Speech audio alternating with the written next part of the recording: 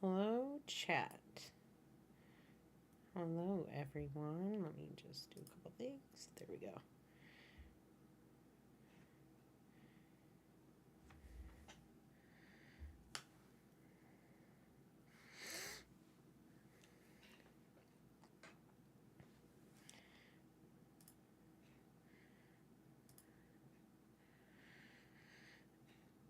Oh, why does it do that to me?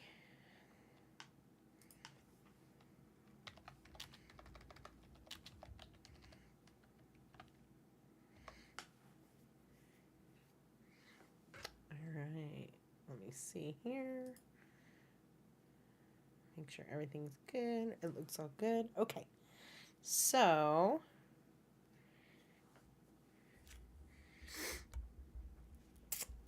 so last week we worked on doing the bouncing ball animations, and so today in class we're going to go over some of them that have been submitted in class, and I'll give you guys feedback on those live. And then what you'll do, so how the class works, right, is you turn in these assignments, and I give you feedback, whether that feedback is live and in class or whether that feedback is on the actual assignment in the comment section, right? Either way, I give you feedback. And what you do is you're going to collect that feedback, and we're going to have an assignment later on down the road, which is a revision round, and you will take all of the feedback that I've given you for these projects, and then you'll implement those into your videos, right, to make those changes to improve upon your projects. And then you resubmit as like a whole thing, which I'll explain, once we get to that revision project. But basically, yes, you take all of the feedback that I give you either live in class or online inside of Canvas, and you will make those changes to your video, right, to improve upon it. And so we'll go over those first today. We're going to go over our first assignment, and then we're going to talk about typography, which is something that's really important inside of as far as like animation goes, inside of like the marketing realm, especially marketing and advertising, even film and video. You're putting text on screen for like well, not captions, but for title sequences and end sequences, and there's plenty of different areas that you use text animation. In fact, I would say text animations are probably one of the most important things that you will learn in this class, that you will implement in almost every single piece of work moving forward outside of animation, unless you're doing like just cartoons, right? And so we're going to start talking about that, but we will only get to that after we also answer your guys's the questions for the week, the participation questions. So class will look like this: review of the bouncing ball project, participation questions. Then we're going to start talking about our next project, which is the typography one, and then on Thursday we'll continue through with that project, right? And so today might take a little, like the first hour or so is going to probably be me reviewing your work and stuff. But through this process, you guys will notice that a lot of people make similar mistakes, and that you guys are all learning together. So nothing's going to be perfect. I just want everyone to remember that, right? And so let me just kind of get started with this. I had already downloaded them.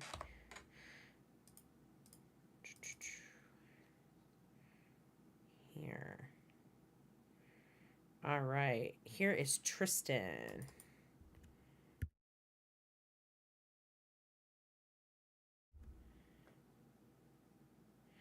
Okay, like a good start here. First of all, Tristan, I want you to know that um the bouncing animation text, so we'll start there. You want the A and the N to like be the same distance as the word bouncing. So what you might have to do is increase the size of that word, the word animation, so that they kind of line up, right? You want it to be essentially like a box where the edges line up together. And we're going to talk about that and stuff today. We didn't talk about that before, but that is something that is a change that you'll want to make here to the introductory text. Other than that, great fade on, great fade off. I want to point out first that this first hand-drawn animated ball looks fantastic.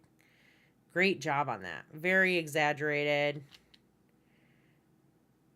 You do have 1, 2, 3 bounces happening, right?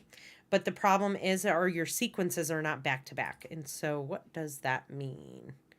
Let me go into class from not spring, but fall. We're going to go into that bouncing ball project that I made, which was in After Effects. And I'm going to show you what you want to do. And this will probably be someone else's mistake. Will make the similar mistake where all of a sudden the ball disappears, whether it's for like 1 or 2 frames or for like an extended period of time. It's usually the same issue. And this has to do with, let me close these out. Let me go to our GCC layout. This has to do with like the sequencing of your layers, right? And so I'm going to click into here, and this is what I mean by the layers wanting to be sequenced in the same spot. You want, when I zoom in on the timeline, from one frame to the other frame, you want it to be touching like directly one and then the other. You don't want any gaps. That's what's happening here with yours, is there is the ball bounces and then there's gaps. And then it shows up again, right? So you want to just make sure that you nudge this over so that they're perfectly aligned with each other. One's on one side, one's on the other side. And so it's kind of like an on-off switch, right? So right here we're on, right here we're on, right here we're off, right? But it's going to look like it's in the same spot because of how we animated it, right? So that it was a seamless looping action. And so you're just going to want to change that on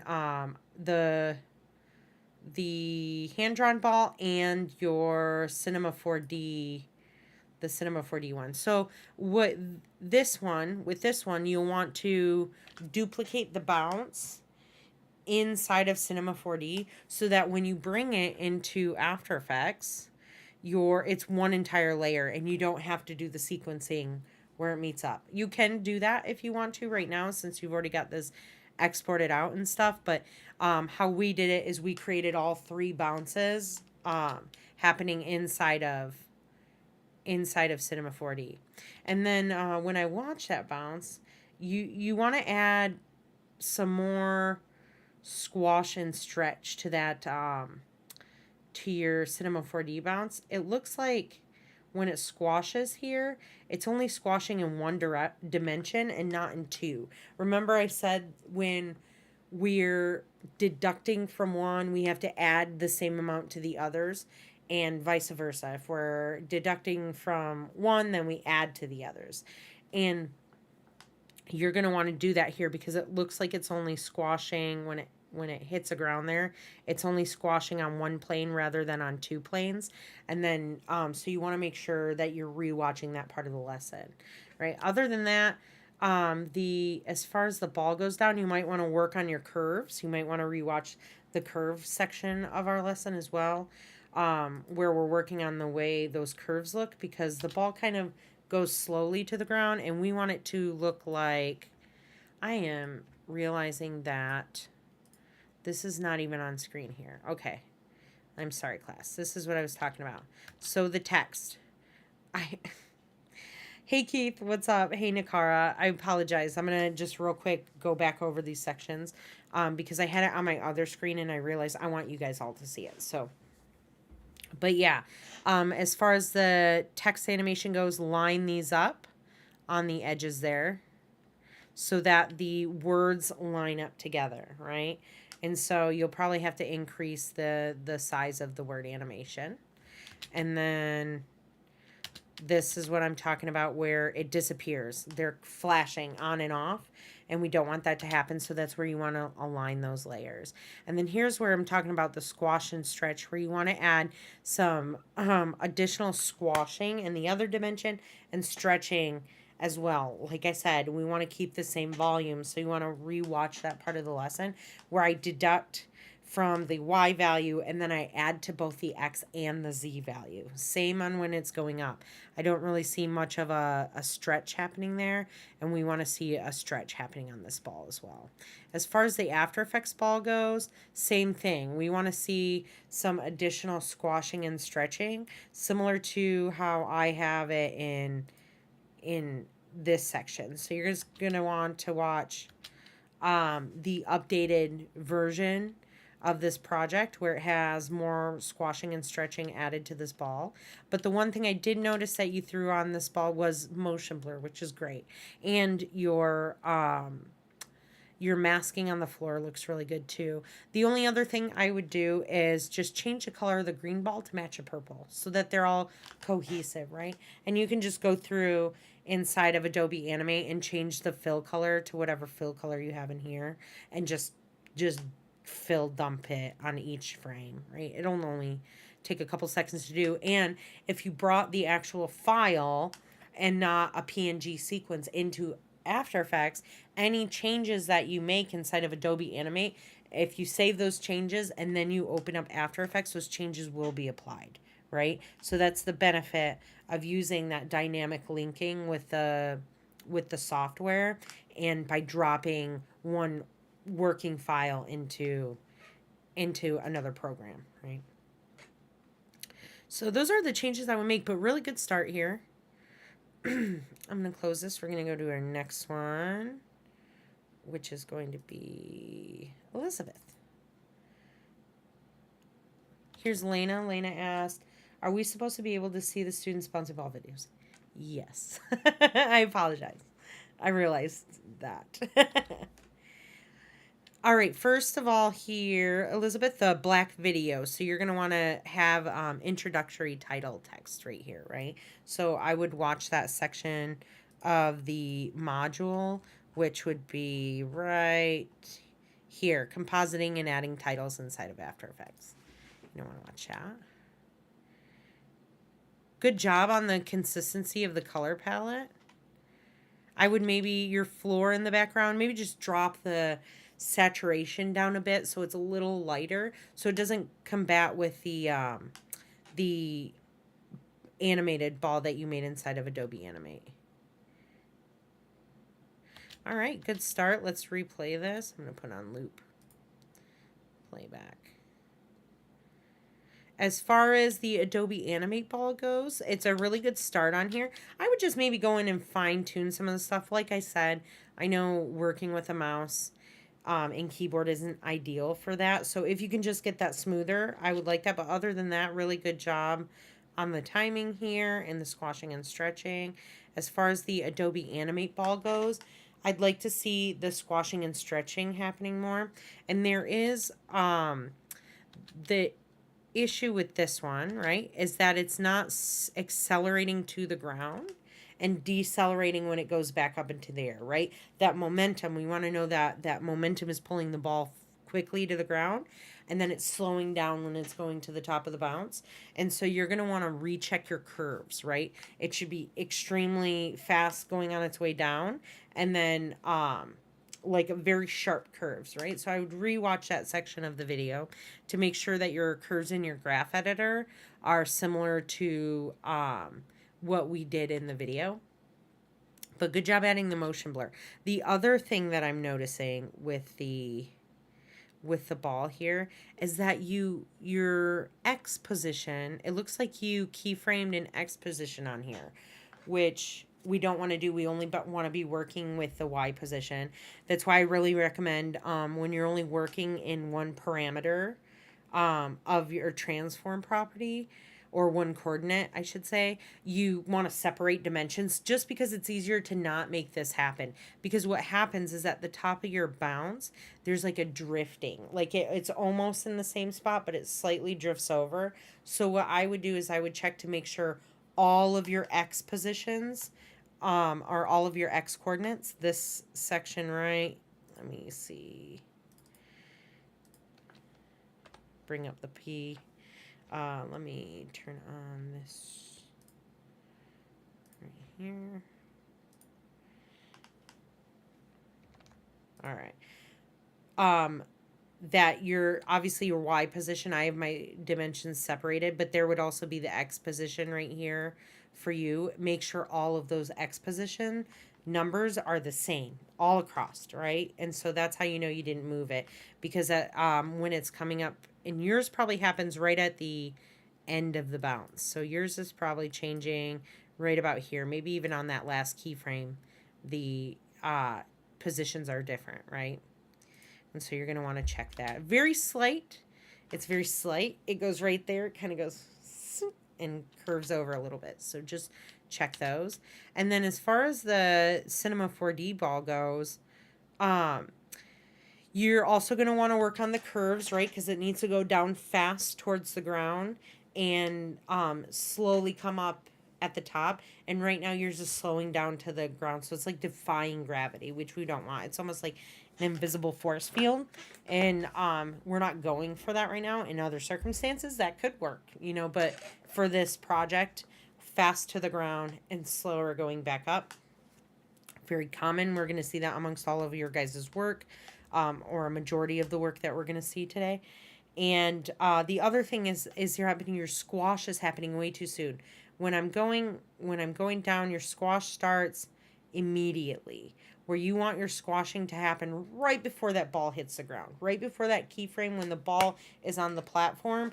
You're going to move a few frames before that, and you're going to start the squashing happening there. And then you're going to do it a few frames after where the squashing is still, it stays the same, right? Because the values are the same. And then as that ball goes back up is when it's going to stretch towards its original shape right up there. So all you have to do is you have to shuffle those squashing keyframes over to where the ball is hitting the platform. And then you'll have that all solved. But really good start on here. Enjoying the color scheme on here as well. Good job. There is, oh, I just noticed this too. On the side here, you can see like a background right there. You just want to make sure that your composition is centered. So all you have to do is you can scale your background and it'll cover that up for you. And scale, and also when you're going to do that, scale your floor as well.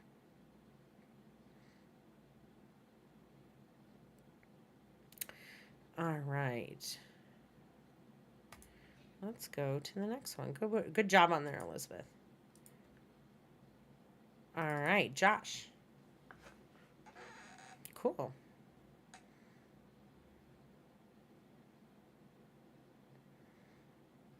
Good job there, Josh. Really nice job. First of all, let me turn that back on. I enjoy the this one here. Nice. You could just remove your name because we are going to put this later on inside of, we're going to put this inside of our reel, and so we won't actually use this. So if you want to keep your name, not a big deal, but for it to be consistent with all the other students, I would just take it out.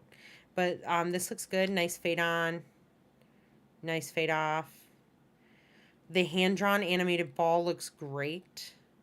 You could even exaggerate that squashing a little bit more at the bottom. So it like stretches out a lot more. But this is also fine, you know, as far as like, oh, we're figuring out the density of this ball is a little bit harder than maybe like a water balloon hitting the ground, right? And kind of squashing.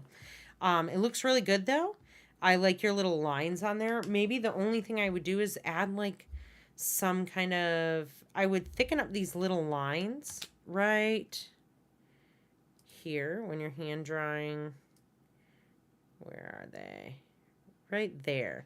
these lines that you have are just really hard to read against the black. So you could A, thicken them up and lighten them in color, which would give contrast. Or B, what you could do is just maybe change the background a little bit. But I would thicken those lines so we can see them. Because right now it's so thin that it just looks like a mistake rather than intentional, which I know it's intentional because I know that was part of one of the other hand-drawn animation tutorials. But yeah, if you're going to do this, you want it nice and prevalent and nice and thick there. And then as far as the After Effects ball, I thought the After Effects ball looks really good. You can add some more squash and stretch if you watch this this semester, specifically the one I just did last week. I added a lot more squash and stretch to that After Effects ball, which I'd like to see people using moving forward. So what I'll do, right, because I know you guys were working off of older tutorials as well, what I'll do is I will link that tutorial inside of the module so that you guys can go in there and figure out how to add that squash and stretch. But I would recommend, you guys have already done this inside of Cinema 4D and stuff. I would recommend trying to do it on your own if you can. And then if not, just following along with the tutorial, right? As far as the Cinema 4D ball, same thing. Well, it's actually really nice. It is slowing down at the top and it's speeding up as it hits the bottom. I like that. The one thing that you have is wireframe showing on the ball. So when you go to do your first revision round, I'll have you shut off the wireframe because we don't want to see that. And how you would do that, let me go into our Cinema 4D project file. And I'll kind of show you, like, there's different settings inside of your render settings option that will either not show that or it will show that. And so I'm going to show you guys how to turn that off right now. And, I'm going to have to renew my thing soon. Maybe we can do that on here if we have people asking questions about it. Okay, so in order to remove these lines during a render, what you can do is you'll go up here to your render settings. And this happens when you're in the viewport renderer. And so, which is fine. Some computers will have to use the viewport renderer because they just unfortunately can't do things in the standard renderer. Computers aren't buffed up enough to do that. If you guys have a school computer, don't worry about that. But if you're having trouble rendering things, outside of like not having if you guys have your own personal laptop and it's struggling to do that, I would recommend using the viewport renderer.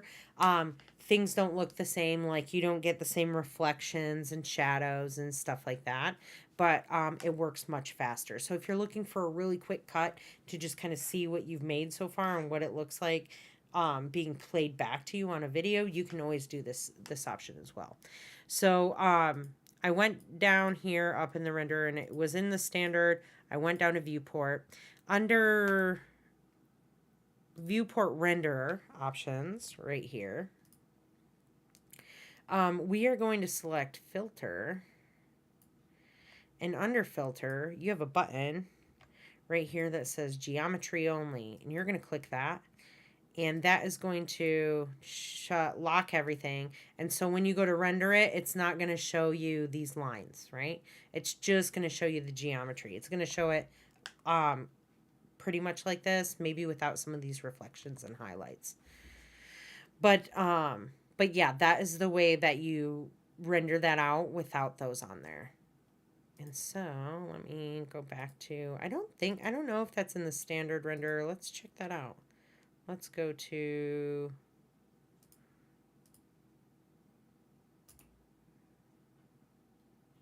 could also, if you're rendering it in a different, I think we're okay.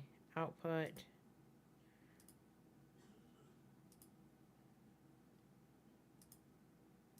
Yeah, no, I think that's in the, yep, only in the viewport render. So you guys don't have to worry about it if you can render in the standard view. All right, I'm going to close that out. Jade. Time for Jade. Good job overall, though. on that video, Josh. You did a good job. All right, so Jade, I'm going to bring this back here, and we're going to play. Awesome job. From beginning almost to end. It looks really cool. I'm into it. This is on here way too quickly. We don't get time to really read it. It's on so fast that when I play, it's up and it's gone. And today we're going to talk about text being on screen long enough. I want you to extend this, the length of this. I will also want you to line these up, line just the words up, right? So that they're on like a grid. If you guys have taken any design classes, come on now, there we go, on a grid, right? On a grid. So you're going to have to increase the size of one text or decrease the size of the other to get them to line up, but you want it to be within that invisible grid. Because right now it just looks a little awkward. It looks like these are two different sizes, right? I can tell the typefaces are two different sizes, but this one either needs to be made smaller so that it lines up with this E, or you need to make the word bounce larger and then just bring that up on screen for a longer period of time. I would probably have the bounce animation word on screen for like, when I say beats, I'm going to say like seconds. So you should be like 1, 2, 3. That's kind of like a beat, right? So when I would say I would have it on for at least 3 beats or a few seconds, right? So we have time to absorb what we're reading. But as far as like the bouncing goes, this bouncing ball looks great. I think you did a really good job. If you have a drawing pad, great job. If you did this with a mouse, even better job. I like the squashing and stretching on there. It lines up really well with the rest of the bouncing. The only thing I would maybe do to this is change the, increase like the saturation of the ball a little bit so it stands out against the background.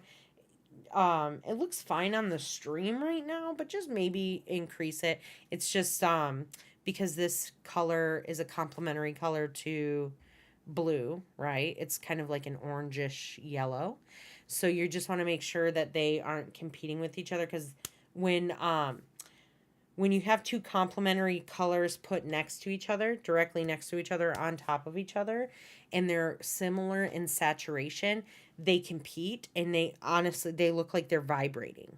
Or it kind of makes your eyes hurt and you don't know why. And it's because the two objects are the same saturation and they're right next to each other, like touching each other or overlapping. So I would just increase the saturation of the ball a little bit and you'll be good. And like I said, you can just go in there, change the color a little bit, and then using the fill bucket, just fill in each one of those. As far as the After Effects ball, looks great. It looks just like mine, which is perfect. That's cool. You guys can add a little flair to it later if you want to, once you understand animation a little more. And we do the first revision round. You know, if you guys want to make those. Here, let me make my, real quick, my video box just slightly smaller so you guys can see the top of that bounce. There you go. Yeah, like you guys can always add flair maybe to the timing a little bit later, but these really all line up very well. And same with this one. Really good job on the squash and stretch of this as well. Great job, Jade. All right, Lena. Lena's in the chat. Cool. Okay, so I see what you're doing here, and I will allow it. Normally, this kind of stuff might be a little odd, but it's very pleasing to the eye. And the reason being is because you have an equal amount. Oh, I didn't want to zoom. I wanted this. You have an equal amount of negative space here, right, as you do up here. Very similar in shape, very similar in size. You could almost, there's a little bit more of a distance this way between the word ball and bouncing than there is between the word bouncing and animation. It's slightly shorter. And so what you can do is, if you change your anchor point to the same exact spot on all of the words, let's say you put your anchor point in like the top left corner, right, on each one of these words, in the same spot, right over that little, right over like this little thing. Oh, anyways, anchor point in the exact same spot of each one of the word layers, and you can count the exact amount of space between each one of the position properties. So that kind of means like this. If I close this out, and I'll just make a new comp for the purpose of showing you guys. And I just type up here text. And then I increase the size of that text. Let me select the layer, increase the size a bunch. I'm going to grab my selection tool, move this down. You guys notice I can't see any of my bounding boxes. That's okay. What I'm going to do is I'm going to go in here and I'm going to click this right here. And that's going to turn on those little bounding box that you can see around your object. And notice that this little anchor point is actually right kind of where I want it. I'm going to hit Y on my keyboard, the shortcut for the pan behind your anchor point tool. I'm just going to bring that there. And you could just duplicate this. So Control D will duplicate that layer, and you can hit V for Victor on your keyboard, and holding down Shift you can move them down like that, right? So they're the exact same spot vertically. As far as like this line goes, they're on the same invisible line, right? They're both lined up exactly. In fact, I can verify this by escaping here. If I just select both layers and I hit P for position on my keyboard, and I look at the values, and the values, not the Y value, right? Because we moved the text down, we moved it on the Y value. But the bigger thing is that the X values are exactly the same, right? So that way I know they're vertically aligned there. And let's say that I wanted to move it over to the side. I wanted to shuffle this second text over this way, but I know I'm going to do it again, right? So I'm just going to click on that, the property, the X coordinate, and I'm going to hit the right arrow on my keyboard so I go to the end of the text, and I'm just going to hit type in plus 500. Oh, not equals, but plus 500. And what that's going to do is it's going to move that text over 500 pixels. So if I hit enter, it's done that there. In fact, let's subtract 500.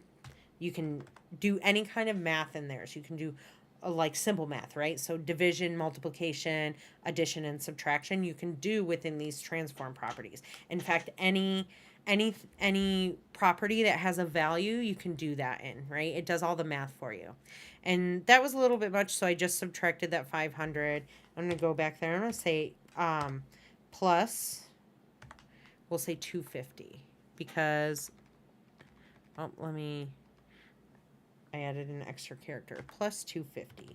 So we want it to go to the right of our screen, 250 pixels. And then I'll hit enter, and then I'm going to duplicate this text again. I'm going to hit P, and then I'm going to drop this down, which I could enter the same exact, like the difference if I did want to do that in there. But visually, I'll just say it would down there. And then I wanted to move it back over. I know it's off screen, but just bear with me. I would just take the X value, go over here, and add the exact same amount. So plus 250. And then it evenly distributes them. So I would just do that to make sure that these are the exact same. I know that was like a very in-depth thing, but good job having this on screen for long enough. Really awesome job. Was that ball changing color intentional? Let me know if that was. I'm going to replay it. We're going to go through. Great job right off the bat. Looks good. Let's talk about your Adobe Animate Ball first. Great job on the exaggeration. I love that you added in the lines. I would maybe make the lines. No, I think the lines stand out enough on this. There's enough contrast between the background. Great color coordination between all three of the balls. I think what you were going for maybe is the Oh, I see what it does. So it changes colors on each bounce. I'll allow it. I missed it the first couple times, seeing it change to yellow. So the neat, very intentional there. Cool. I will allow it. I think it's cool. Very fun. So basically what she was doing here, you guys, if you want to know how she did that. Great job playing around with that, Lena, by the way. You guys should be having fun inside of After Effects. Let me see. Let me go to the right program. Not Spotify, you fool. Shut that down. Basically what she did is, if I go inside of this After Effects comp, each one of these balls she changed the color of, right? Whether it was, she did the tint here, and maybe this one she added a fill instead. So if I go into my effects and presets here, if you shall open and I type in fill, there is a little option under generate that says fill right there, and I'm going to drag that one onto my layer that I want to change, which is this one right here. And then all of a sudden it's a fill color. So now I can change it to whatever color I'd want to, and then it would flash. But she had it changing, you had it changing at the bottom of the jump, I think, right?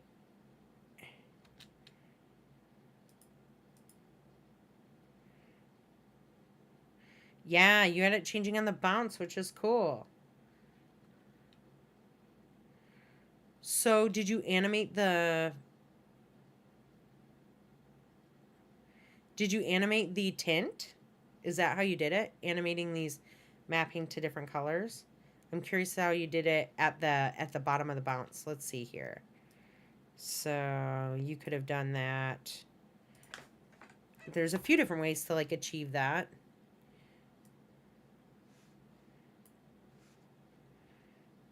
One of the ways is you can change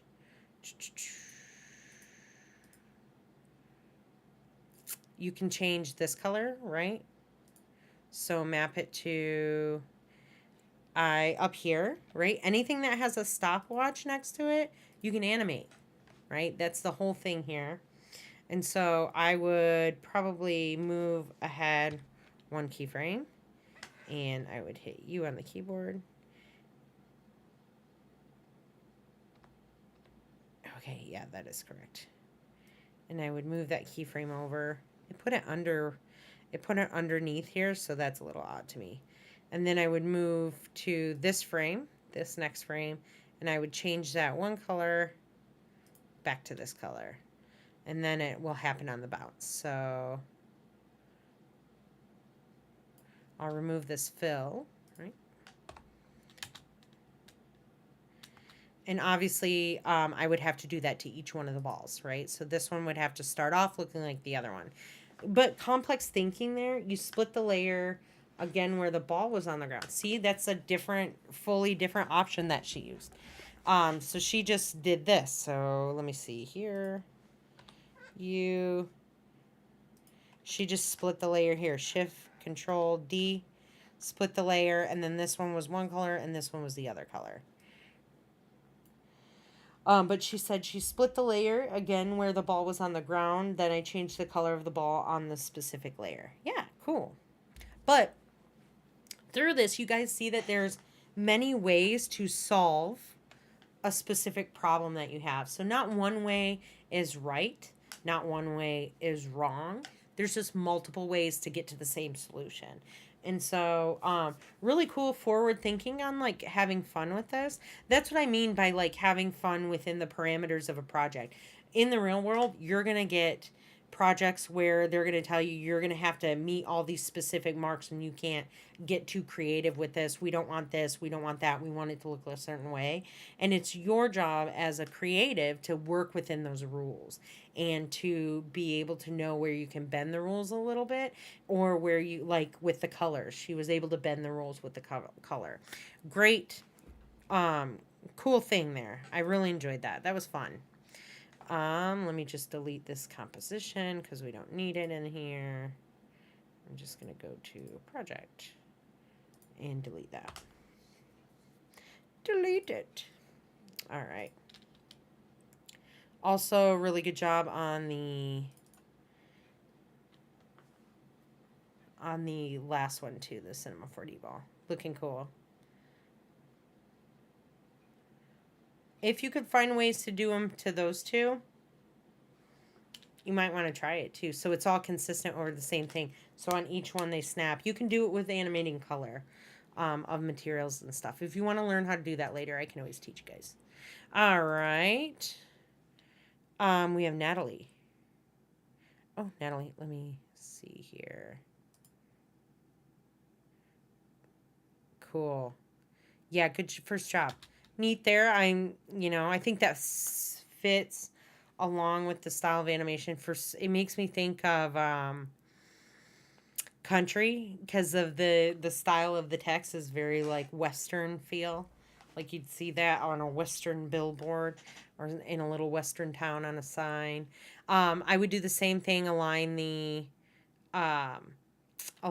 edges. If you're going to do that, if you want to just have them center aligned, that's okay too. I use both. On screen a nice long time. That was perfect. The hand-drawn animated bounce, really good job on the detail there. First of all, you did like a really cool light red highlight on there, which I think makes this ball look really more realistic, other than super, super shiny with a really bright highlight. I like that part of the ball. I really like all of your animated lines as they go down, and the ball itself looks really nice and fluid. You did a really good job on that. And if you used a mouse, again, kudos on that. As far as the After Effects ball, the one thing I would do is I would maybe increase the color of the pink just slightly, or decrease the background pink a little bit. Just the saturation, just bump it up a tad. Doesn't need to be a lot, just to increase that contrast between the two. The other thing that I noticed, on the old tutorials, there wasn't really any squash and stretch. So I would add some squash and stretch onto that middle ball there for the After Effects one, which again, like I said, I will link in our module so that you guys can always go back and watch those videos, right? Because I don't ever close the modules so you can't get in them. And the other thing is the ball kind of hits a little far on the ground, so I would move the your floor down a little bit so that the ball kind of hits around this area and not down in the middle of the floor. Other than that, really good job on that. And then the other thing as far as the squashing and stretching on your Cinema 4D ball, let's play that live to watch how it goes.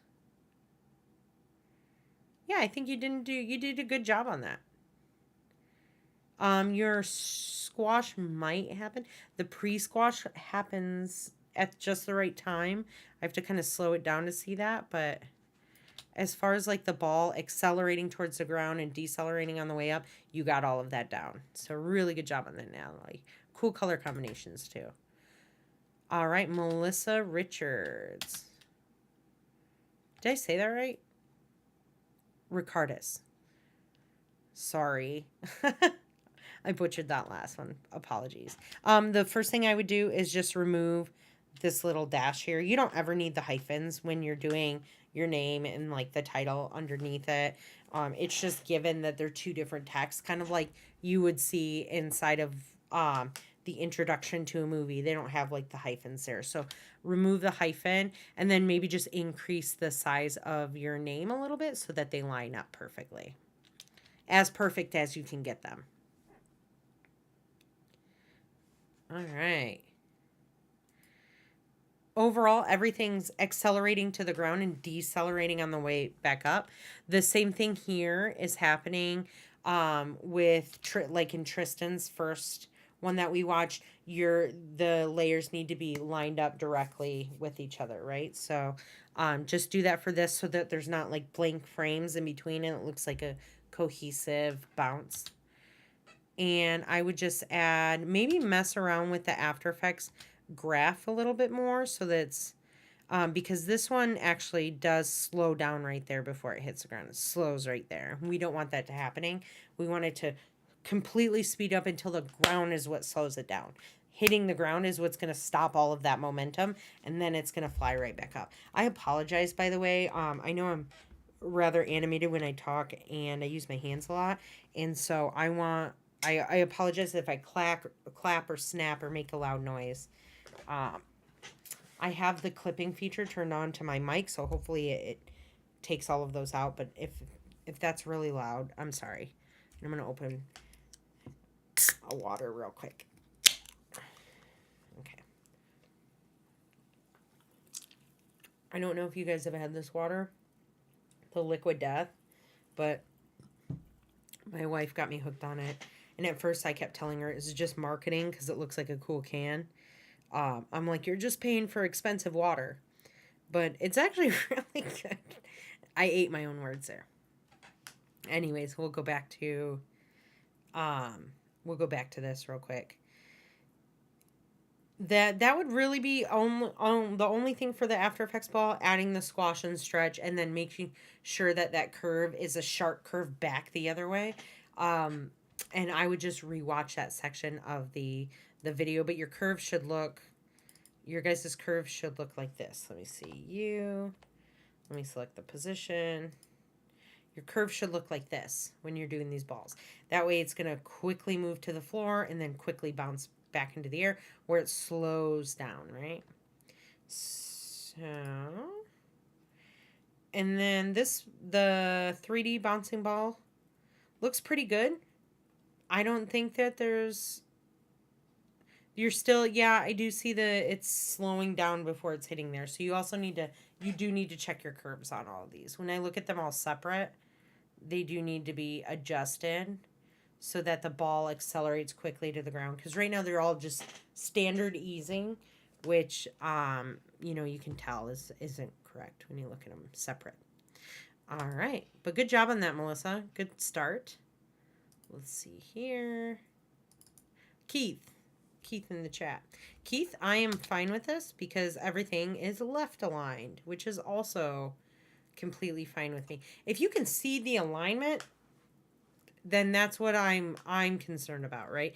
If things are manually moved and they look like they're slightly off, I'm going to pick that up right away. Most motion designers, animators, graphic designers, they'll pick up on those tiny little changes. Even if they're minuscule, we'll see them because we're trained to see those things, right? And so you want to make sure that we're being tedious and we're being as exact as possible, right? Great time, good length on the screen, couple seconds. I see that you use the shape tool in here, and it gives a little bit of a wobbly jiggle up at the top of the Adobe Animate ball. How did you find working with the kind of pre-created ball in there? I'm curious. I'm curious if it was easy or if it was actually harder to do. I would just make sure that the ball, when it's coming up to the top right now, because it's like snapping a lot and jiggling, I would make sure that doesn't happen. And I think the reason being is that there's got to be an anchor point on the object somewhere if you're creating it in there. And the anchor point has to be on the base. Let's see. Let's see that theory through. Let's go to the Adobe Animate project file. I'm going to open this up.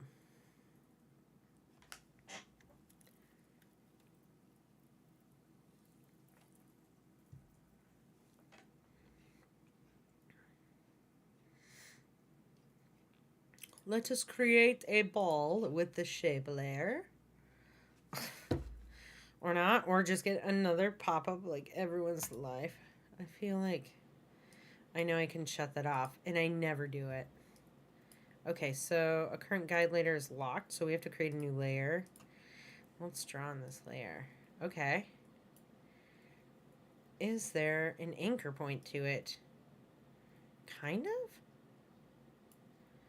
Huh. You can... If I take this all the way, can I move this? Let's delete that one. Let's move to the front. then create this ball. Holding down shift.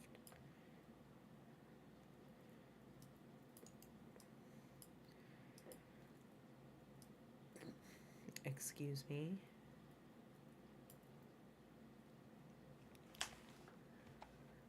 Move ahead. Is it creating that or no? Moving ahead. That's kind of neat that you can see like where your previous one was. It gives you the line. Increase. Increase. Increase. Transform. Yes, here's the anchor point.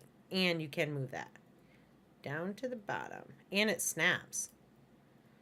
So I would just make sure. That's neat. Right? Increase the length. Change this. It's nice that it does it automatically for you. Going to the next one. Selecting it down to the bottom. And it's going to, here's the thing. You have to make sure that this is changed on every new drawing. So then start to squash it out this way, retaining the volume. Keith said in the chat, I stayed up till 3 a.m. to make this. I drew it by hand, but it was rough. I had no issue using the circular tool. However, it wants to something align with the other areas of the circle. Stay aligned with the other areas of the circle. I can see that. So then if I just play this back, right? Not space, but return.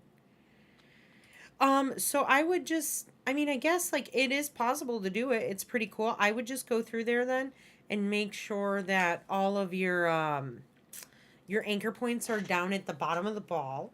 So I would just update that. And then I would also make sure that the ball is retaining the same volume, because up at the top, like the balls, what it's doing is it's going in between squashing and stretching.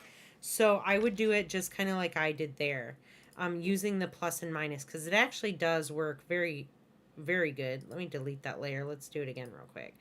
And I would play head at the beginning, select that tool, the oval tool, holding down shift, drawing a circle, grabbing the transform box, clicking on that, dragging this anchor point, holding down shift down to the bottom, and notice that it's kind of to the left of the thing.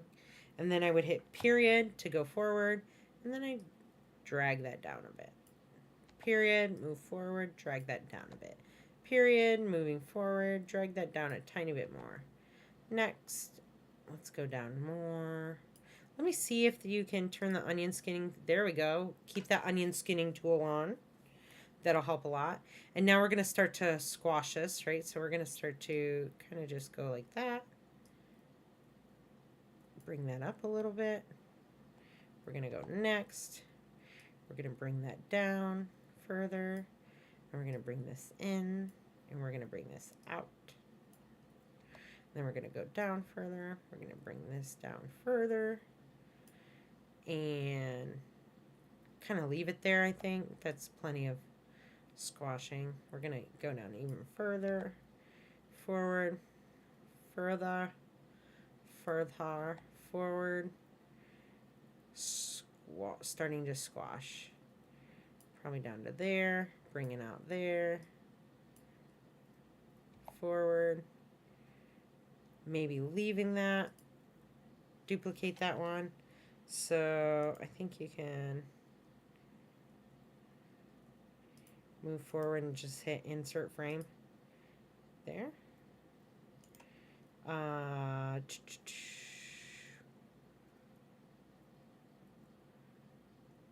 Insert keyframe. There we go. To the next one, and then I'd start to go up and back so that it looks, as you play it, it's a little less jittery, right? You have to hit return to play back inside of here. Yeah, I thought about changing it, that I wanted to give the movement after hitting the ground but I see what you mean. Yeah, it's just kind of jittering, right? Right now it looks like it's like a bowl full of jelly. And so when it hits down, it's like still wiggling up and down like this on the way up. And you want it to be a seamless stretch on the way down, a seamless squash on the ground, and then seamless, nice stretch on the way up. And so I would just do this and then repeat it. And you got time. If you guys want to resubmit these before, because like, right, it was due yesterday at midnight, but you guys have until the 11th to turn it in. If you guys want to make these changes beforehand and then resubmit it, I will update your grades, right? Because I grade based off of the rubric. So if they don't meet the rubric, you're going to get points deducted. But if you turn it in when it's due and then you have extra time to fix it and turn it in, you guys can always do that. And then if not, that's okay. You have the grade you have, and then you just fix it for the revision round, right? But think of it this way as well. If you're making these changes now, then during the revision round, you might not have work, right? You'll just have to turn it in with everything that's been revised together. You might not actually just have to do the revisions unless I give you additional ones to make later. But yeah, so that one, interesting. I'm happy you used that technique because I've never used that shape tool like that. As far as the After Effects ball goes, looking pretty good. I would do the locking of the feathering inside of After Effects on the floor. So let me close down Animate. There's a lot. My computer's like streaming. I've got two Adobe products open, Cinema 4D. Like there's a lot happening on my computer. Would we be marked as late on Canvas if we resubmit? No. It might say it on Canvas, but I'm privy to what's going on, and I'm not going to mark you as late.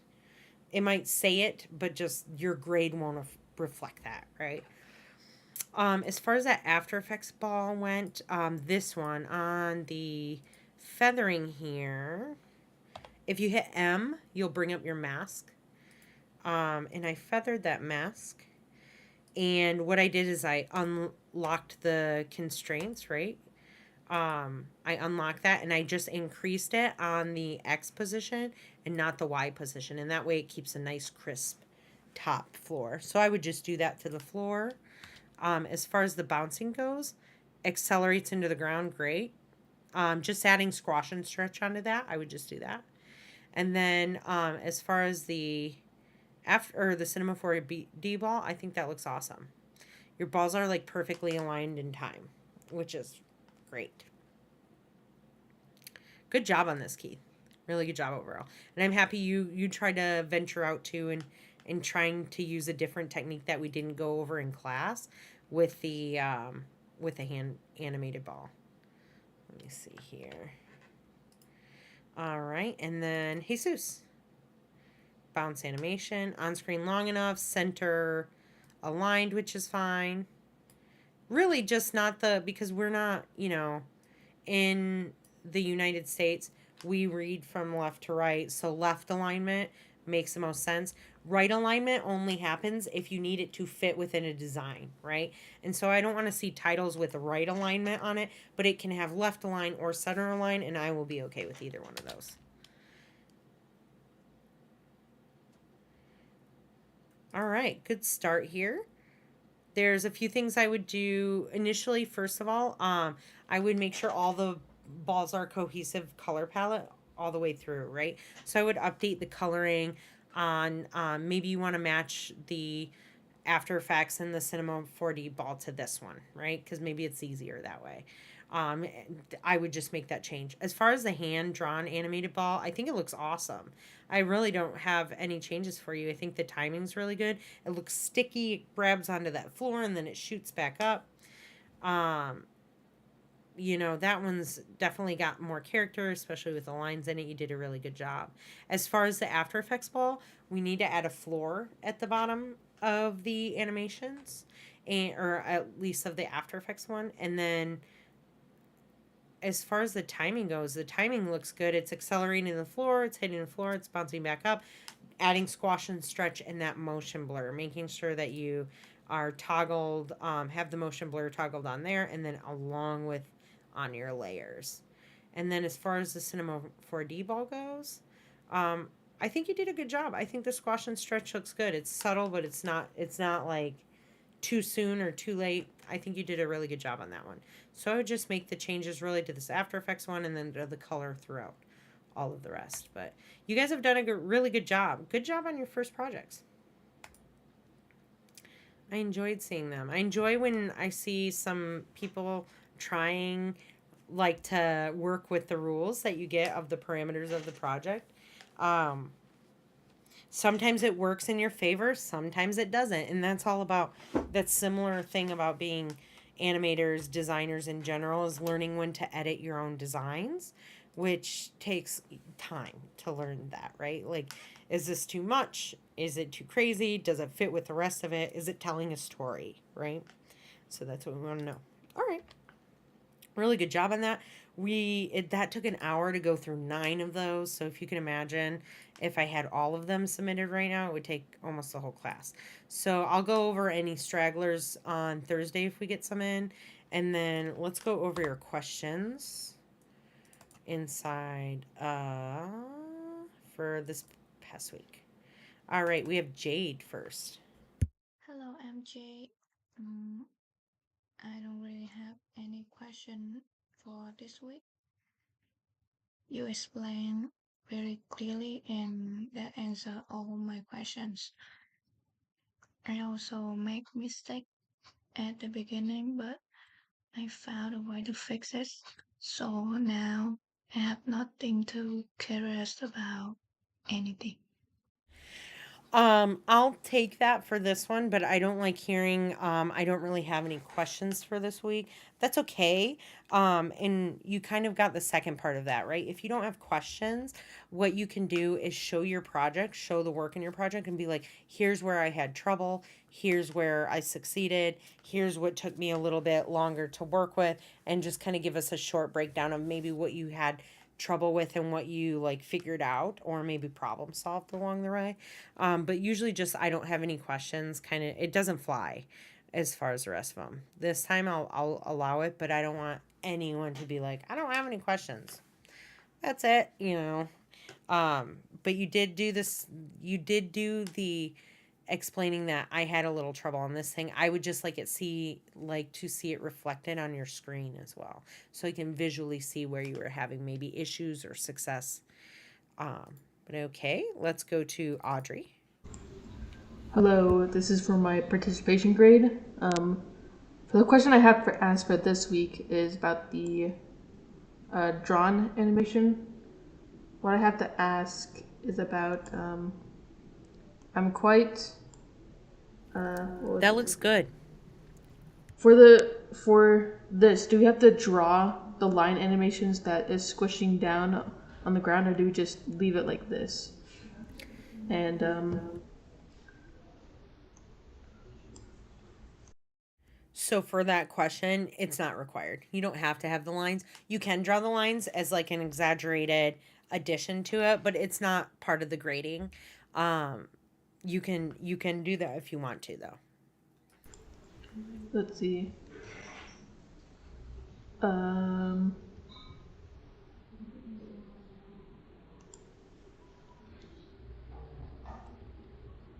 what went well?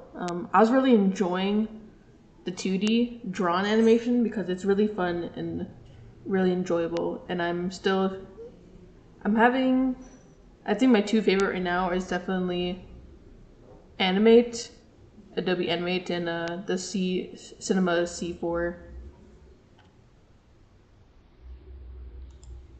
And I think that's all I have. Yeah, that's fine. That's what I'm saying. Like not really many questions, just the question about the one thing, but um explain like I do like this thing about this program, like I had fun doing it in this one. Just a little bit something like that. Good job. All right, Elizabeth. Hello, my name is Elizabeth Hubbard, and this is my participation video.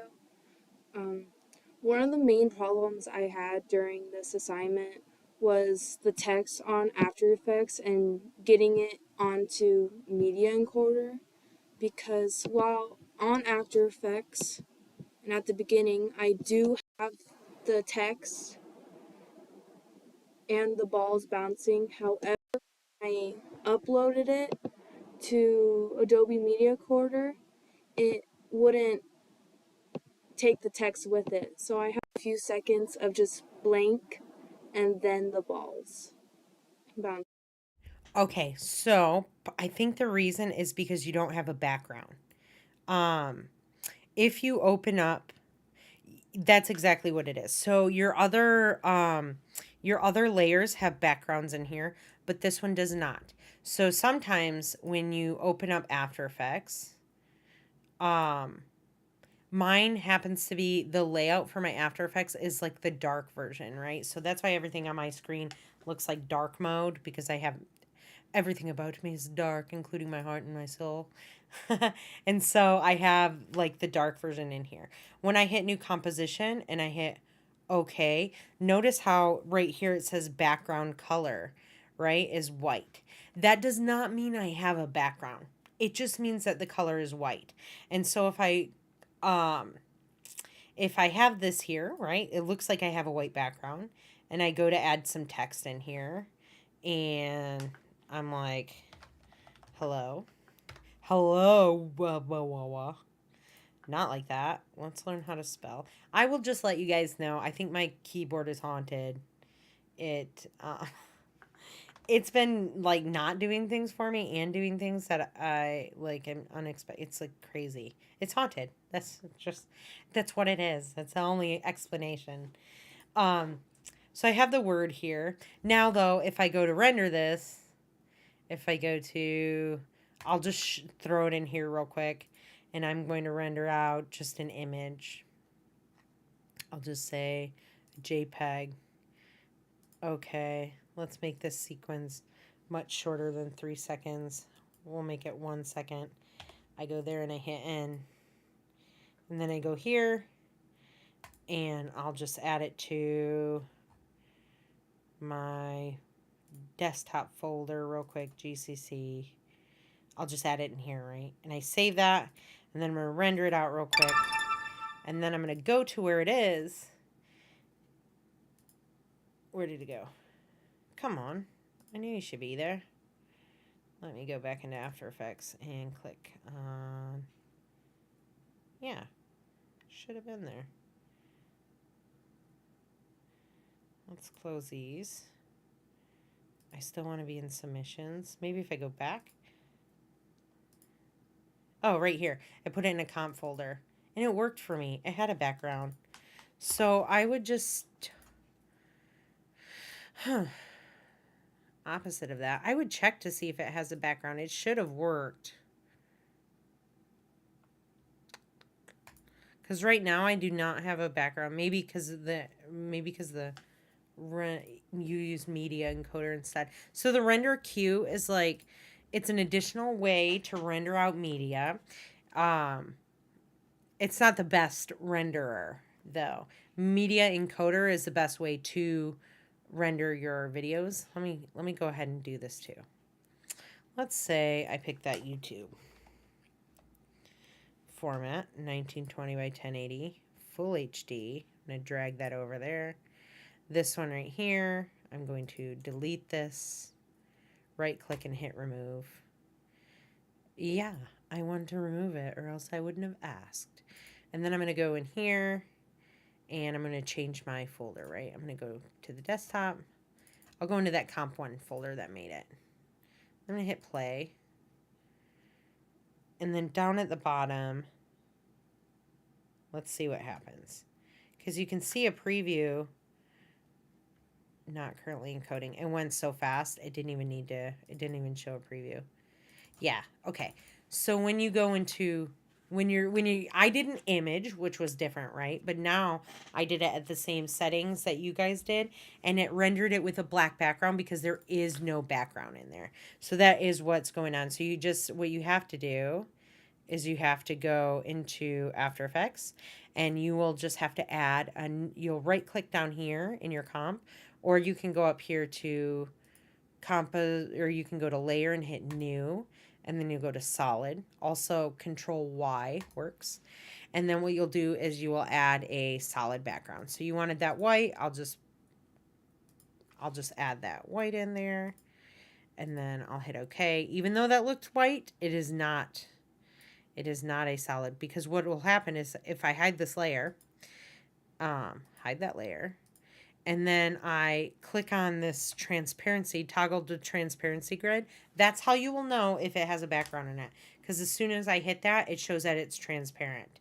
But if I have this on, right, let me turn that background layer on, and then I hit this transparency button, it's going to show that I have my background. So I'm all good, right? So maybe having this transparency button on for you guys is key when working inside of After Effects. That way it'll just kind of remind you. And so that's why it's just turning out black right now. Actually, I want to keep this open. We'll save that in a minute. Let me go in here. I'll delete this folder. Delete this because we don't need it. And then I shall go back to submissions. Where was that one? There we go. All right, Jasmine. So I have one question because I'm late on my assignment, so I only have started the After Effects wall. Just my question has to do with the triangle. How can I change the color? I can't see the option of changing the color. If you can help me out with that too, and also with the ball, like I don't see it anywhere here. I've been trying to look it on Windows, under Windows, and I don't see it. And yeah, if you can help me out, because I honestly want to change the colors, and I can. And that's all I have for today's week. Yeah, not a problem, Jasmine. So, let's go ahead and work on changing. I'm gonna have to open that one up now. The changing the color of the ball. Let me do this.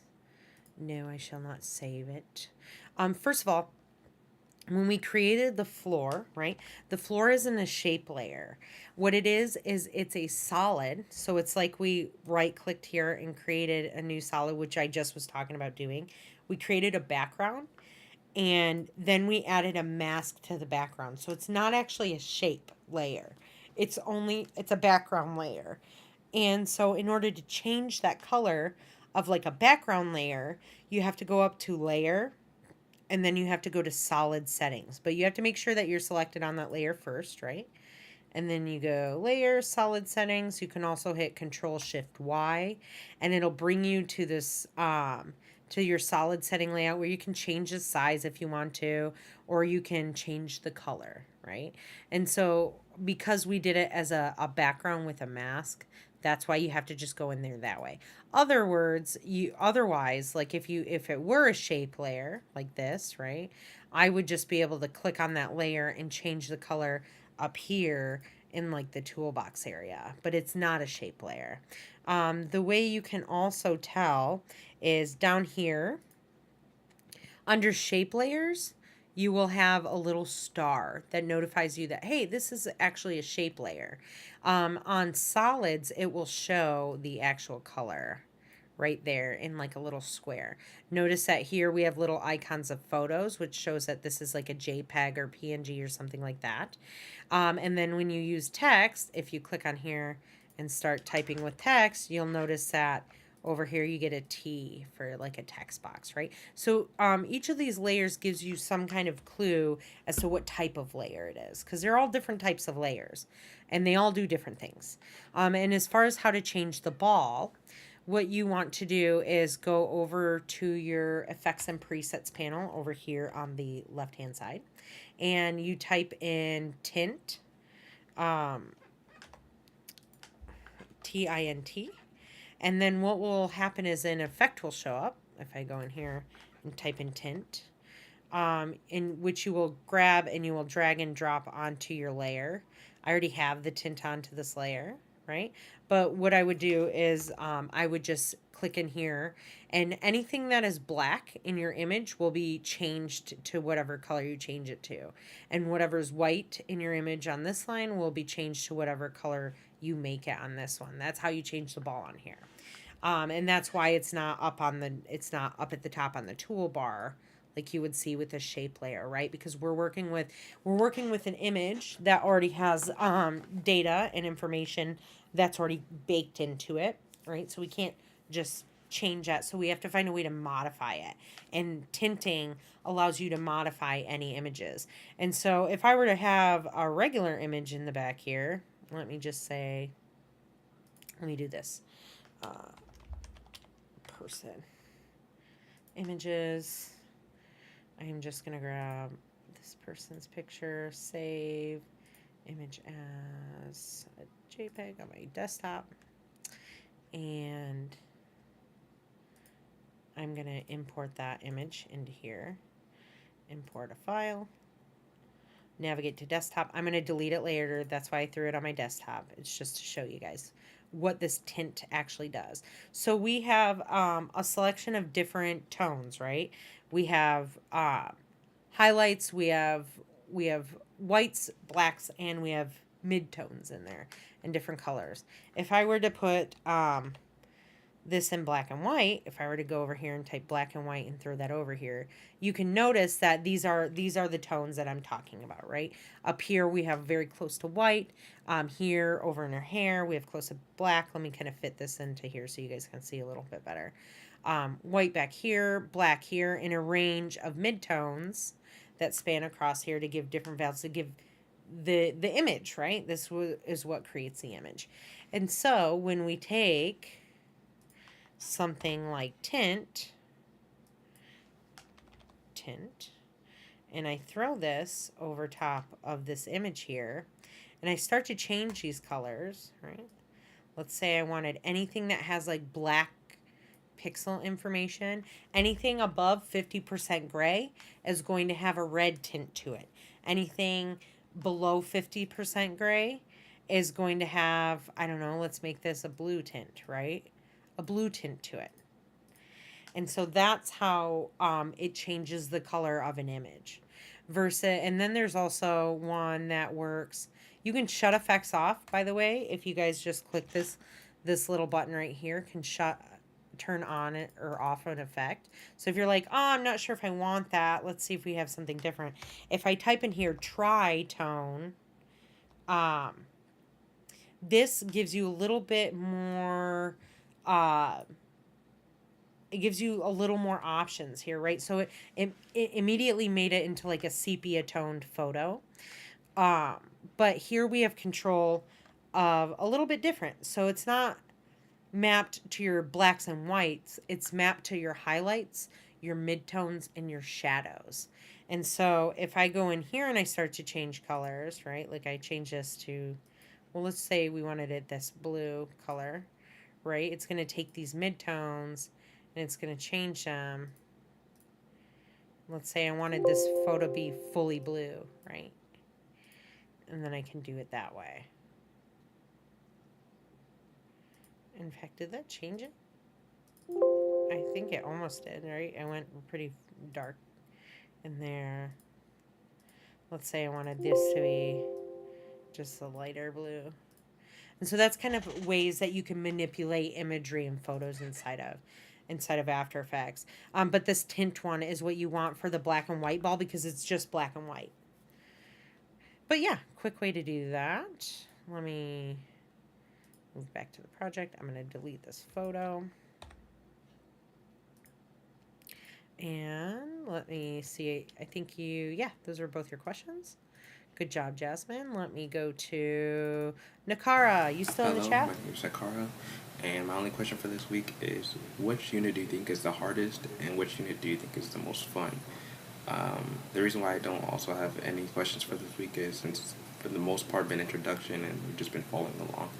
So yeah, thank you.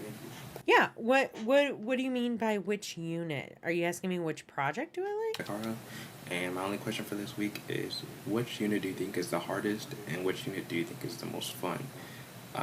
The reason why I don't also have any questions for this week. Are you wondering which program is more fun to me?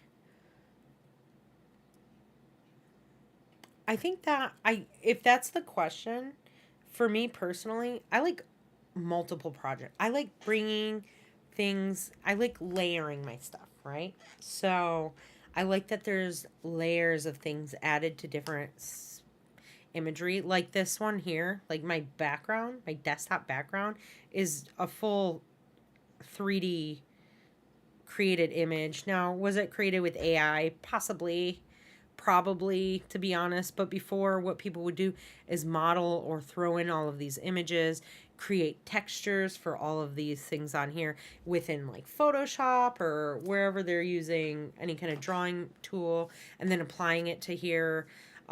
So I like that. I like the more complex things look personally. But I am more comfortable inside of After Effects, but I'm trying to diversify my repertoire of software by working in other things.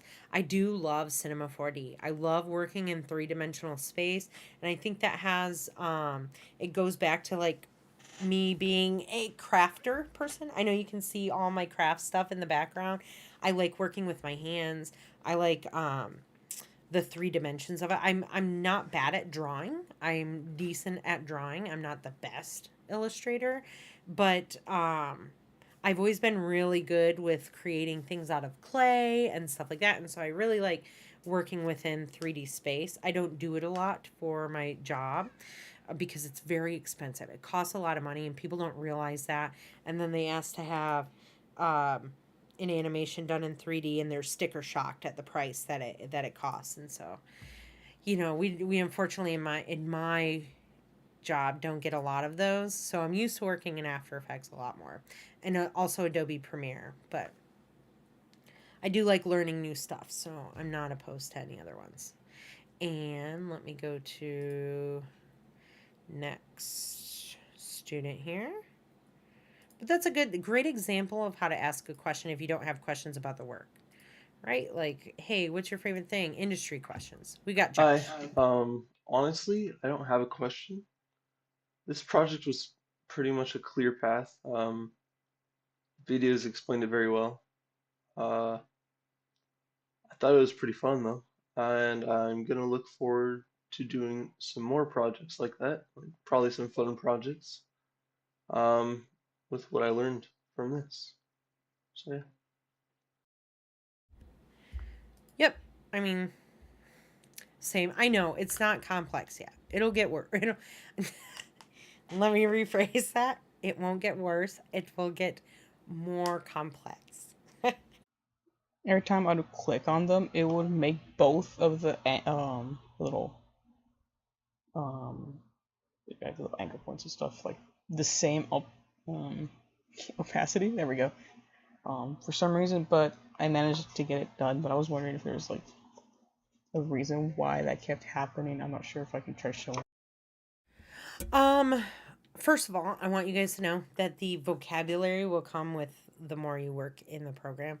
So yeah, there's a lot. You're all the transfer. I still stumble over my words when I'm like talking about stuff inside of After Effects because there's a lot. I'm like, coordinate. That's the word I'm looking for, right? And so that's okay. You guys will get the vocabulary as you go.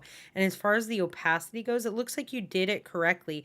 The one thing you want to remember when you're working with opacity is that it has to line up with your layer, right? So if I change this layer, I hit T for opacity, and I want to animate this to fade, right?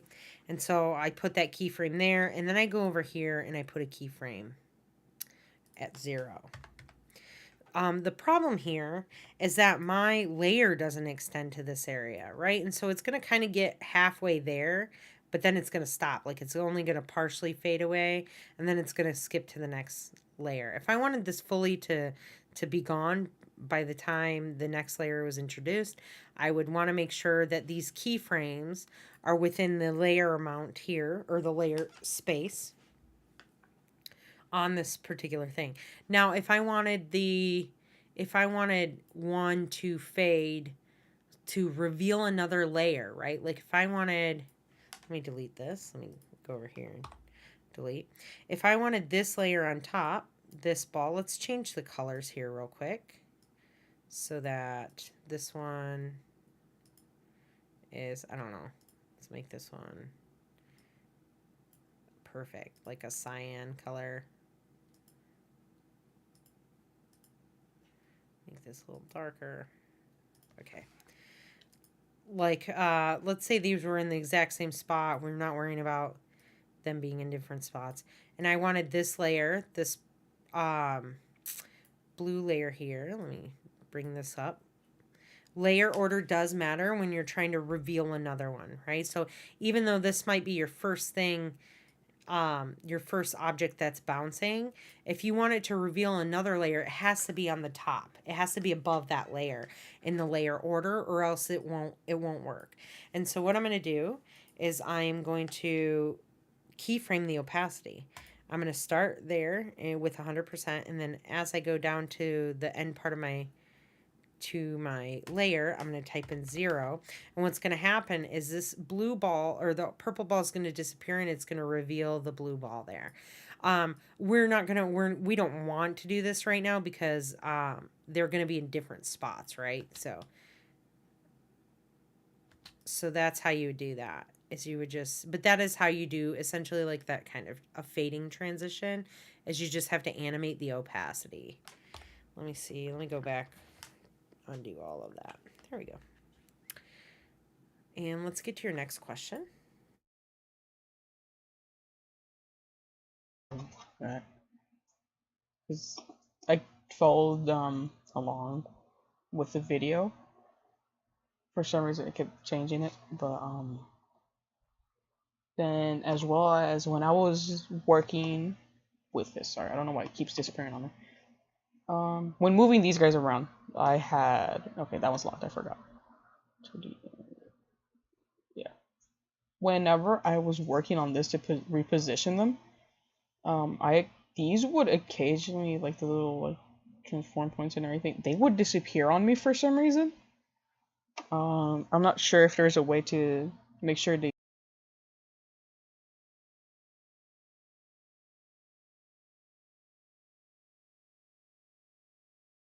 don't, or why they kept happening to me. For some reason, I would have to end up using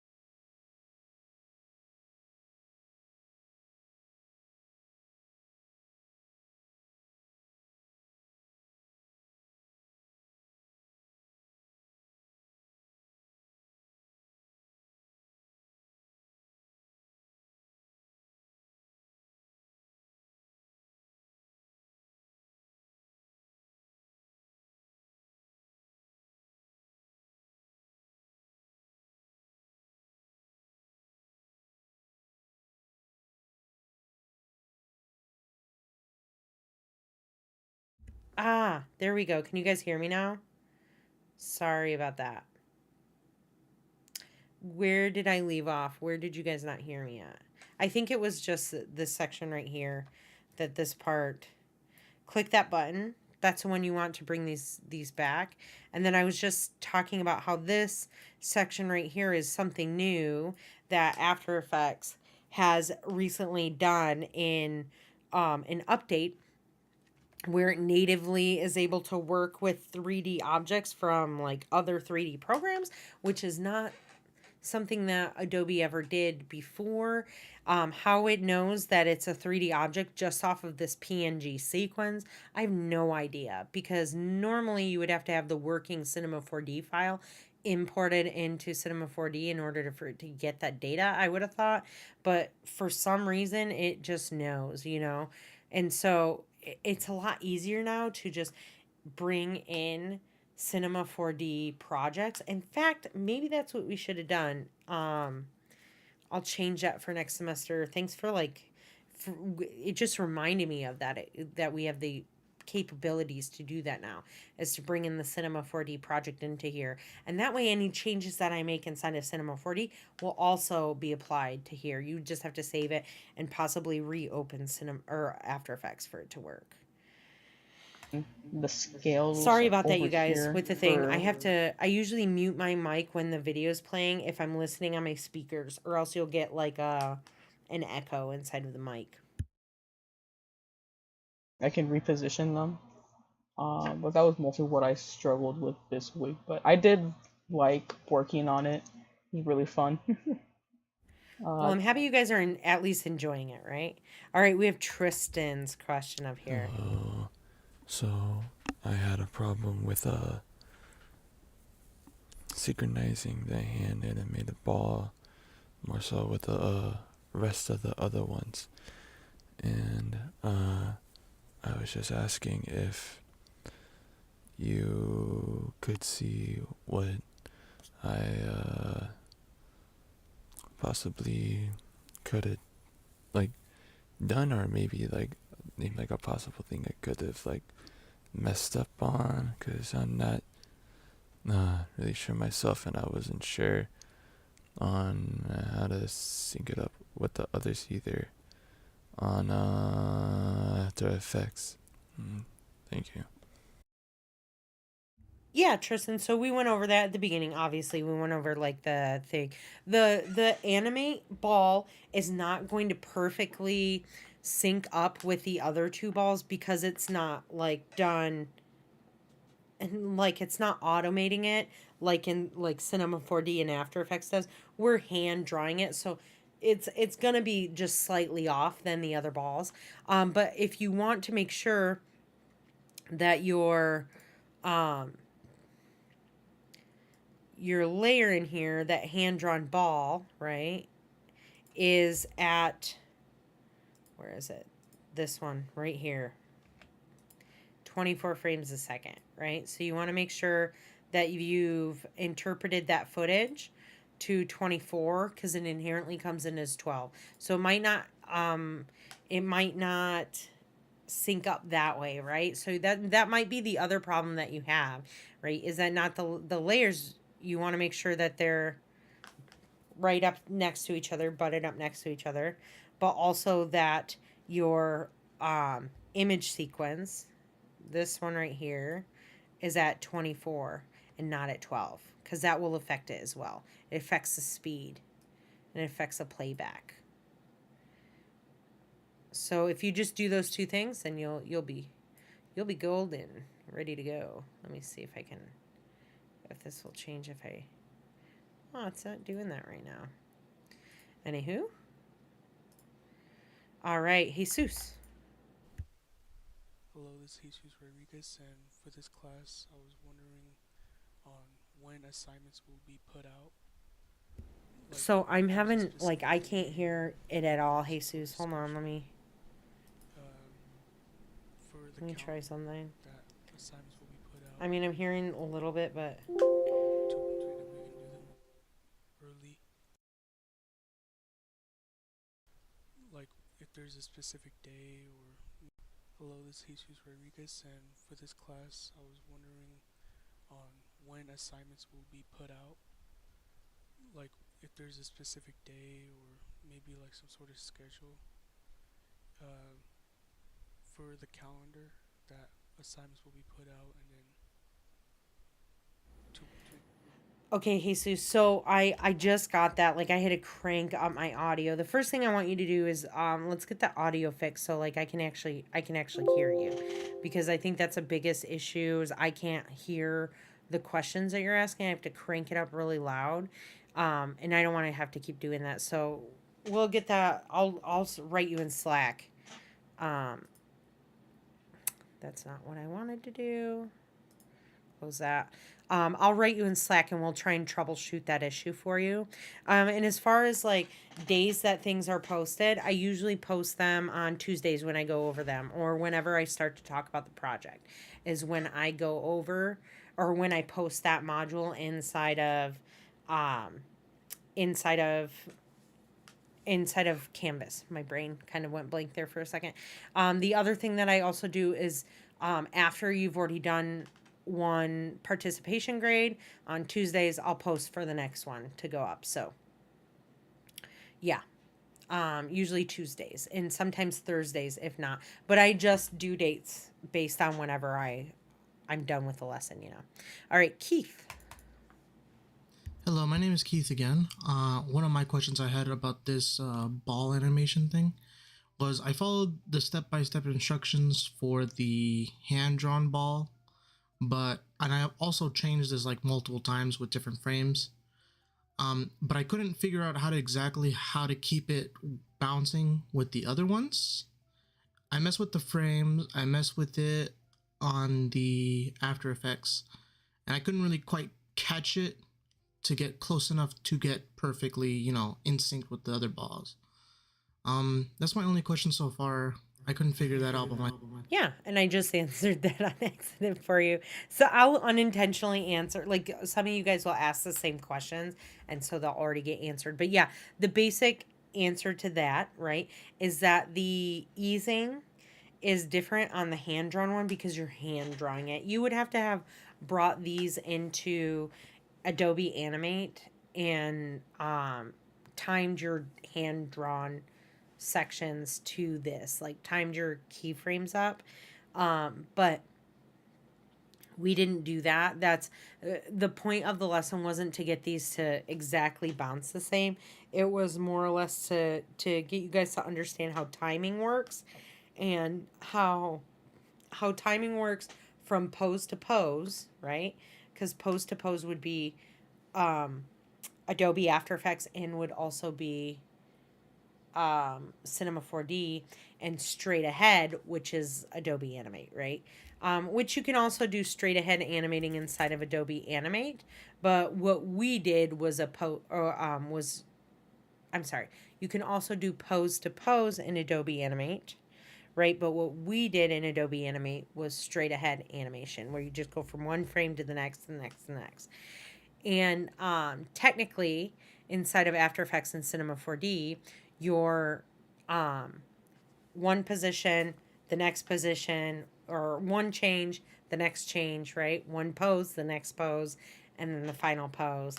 And then it automates all of those in betweens for you. Whereas if you did that instead of Adobe Animate, where you did one pose, and another pose, you would have to draw all of those in betweens. So that's the power of After Effects and Cinema 4D, is it does all of that work for you. So it cuts that down in half, right? But there are limits to it. You can't make things really cartoony. I mean, you can, but it's usually a combination of multiple softwares mixed. All right, and then finally, Lena. Hi, I'm Lena, and I actually have several questions, so I'm sorry if the video is a bit long. The first question I have is about C4D.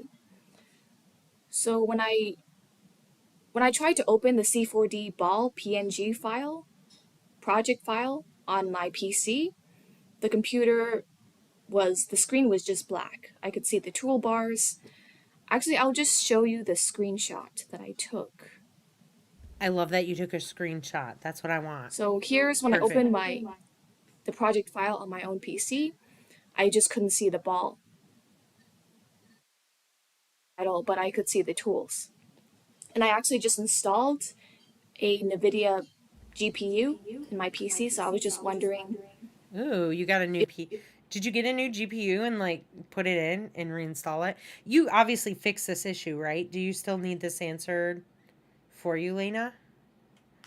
If my computer has to have certain specs for this to work. But thankfully, I was able to open up the project file on the rental laptop that I got. So if I go back to Cinema 4D, my second question is about this.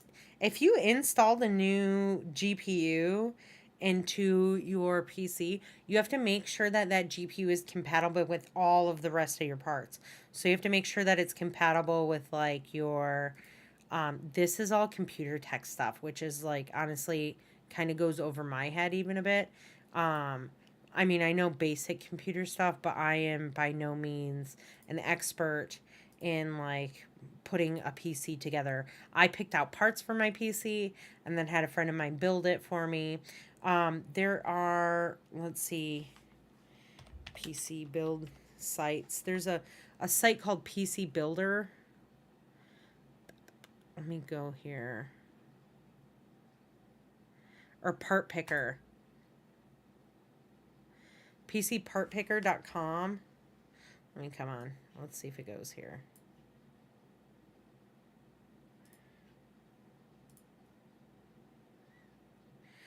And I think it compares, like you can put together a complete build. It'll tell you if parts are compatible with each other. I use the school rental laptop for C40. Um, there are different ones. I think you can use Newegg to look up the custom PC builder.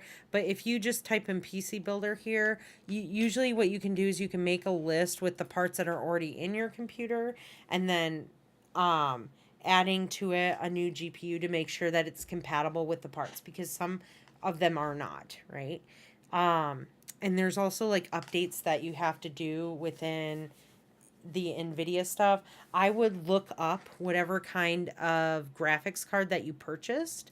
I would go to YouTube and I would type in specifically installing an NVIDIA GeForce 3060, right? Or installing an NVIDIA whatever, or an AMD Ryzen, this and that. And then you'll get kind of like a walkthrough on how to do that. But in the meantime, I would just keep using the school laptop, because that might be an issue. Were you able to open up After Effects and stuff on there? I'm gonna keep playing your thing. Just let me know in the chat. This square around the ball. Is there a way to get rid of it? Because it kind of makes it hard for me to apply the color onto the ball. It only works if I hover on a tiny certain spot. I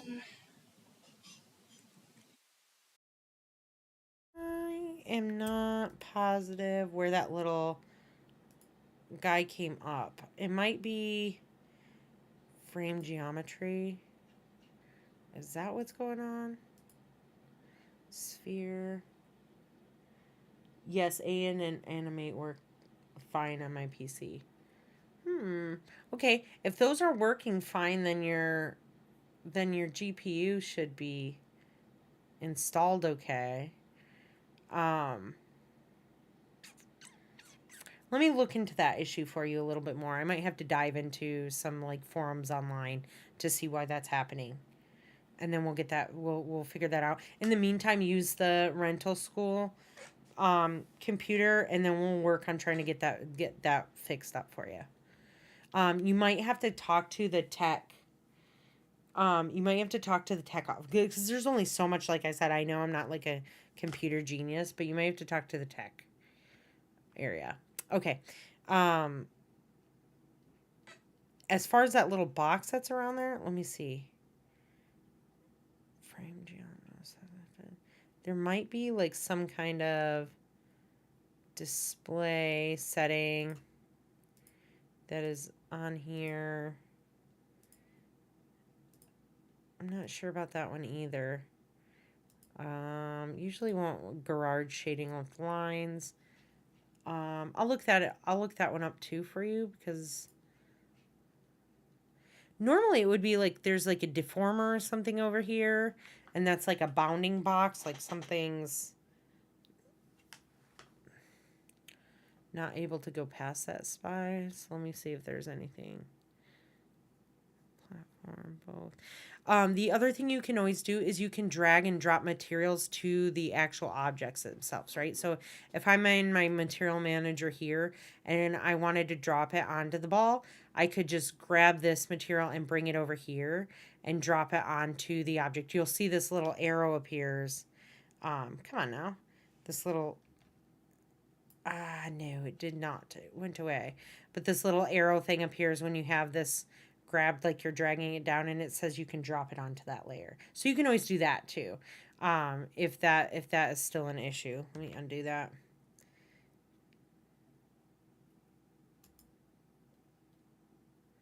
No, that's not what we wanted to do. Let's go back. Let's go back again. There we go.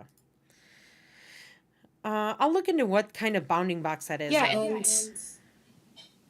maybe it's my because different question is, no, that's object mode. That's correct up at the top. You should have that one.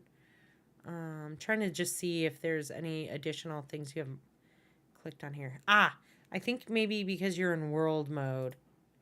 No, that's right too. It's all the same.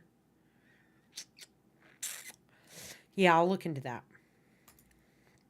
I also have another question about After Effects. So when I stored, These are great questions let me show you because my they're file stumping me. organization. In the After Effects, I had to store my ball PNG in here, right next to my file folder. Because if I didn't, if I stored it somewhere else, It gives you that if I stored it missing. in assets, It gives you that missing one. Okay, here, let me show you a workaround. So if you take that ball and you put it to your assets folder, right, and then it says, oh, the ball is missing inside of After Effects, what you do is you right click on that, and instead of reload footage, you want to hit replace footage. And you go to file, and then you navigate to wherever that new file is. And then it just rewrites the path for you. So then it just updates the path saying, oh, okay, well, they moved it here, so now it must live here. I'm going to assume that's what you were asking. Let me play. and then images, and then went back to open my After Effects folder. Here's what happens. See, I get this pop-up window that says file could not be Yeah, that's found. exactly what it is. So just And also I'm missing replace the footage this ball essentially. PNG.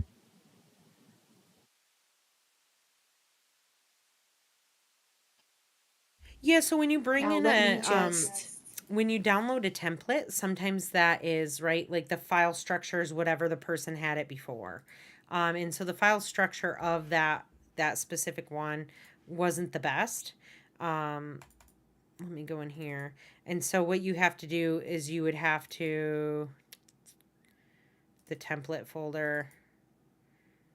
This one put it in the footage, and I had moved it out of the footage. Sometimes it will have it right next to it in here, depending on where it is. But if I take this and I dragged that out and then did that, the same thing would happen. So I just have to go in here, click on that missing asset, right click, go to replace footage, and then to file, and then just navigate to wherever that new file is, and then just hit OK, and it'll bring that in there. So that way you can move it and keep it organized, however way you want to keep it organized.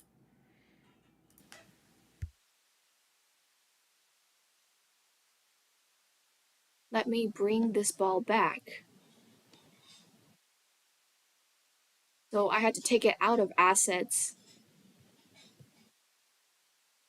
and store it right next to my After Effects project.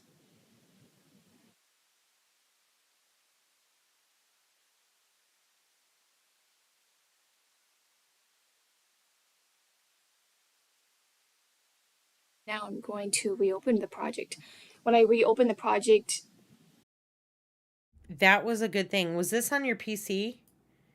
Because I saw that warning, and that was saying that you needed to update your NVIDIA graphics card. Let me play. now I'm going to reopen the project. When I Okay. Is this yours or is this the school computer? If it's a school computer, you can't do anything about it, unfortunately. You'd have to bring it to them and have them do that. If this is your computer, you would want to look at updating your NVIDIA card, your GPU, right? And so you could just search up, what I search up, I just type in NVIDIA, and then I go to the GeForce Experience, which is like an application where you can update, you can like go in here and you can download drivers. Like if I checked for updates right now, it doesn't say, I don't have any updates. Ooh, Alan Wake 2. That's going to be fun. But it says I have the latest one installed. But if it says to download it, you want to download it and just express install, and it should work. But okay, yeah. As far then as the school computer, you might want to bring that in to have them look at that, fix that issue. And you can try and update it if you want to, but it might need like admin authority, and you probably don't. You guys don't have that on there. At least maybe not. You might be able to. You could try it. Where you open the project, But I'm going to fast forward with that because I already figured. My other question is, you mentioned when you import the ball from the 3D ball from C4D into After Effects, it would automatically create a composition once you import that PNG sequence. I did import the PNG sequence, but I didn't automatically get a composition. I had to actually make it manually myself. Do you know why it didn't happen manually? I'm not sure. Sometimes it does, sometimes it doesn't. It just might be the version of After Effects that's installed on the computer. Mine does. I don't know if that's also, it could be a setting inside of my preferences. Like if I go to edit and then to preferences here and then to general, you can go through here and see if like video preview, appearance, new project, autosave. You would just kind of have to go through here and see if it says something. Import, length of composition.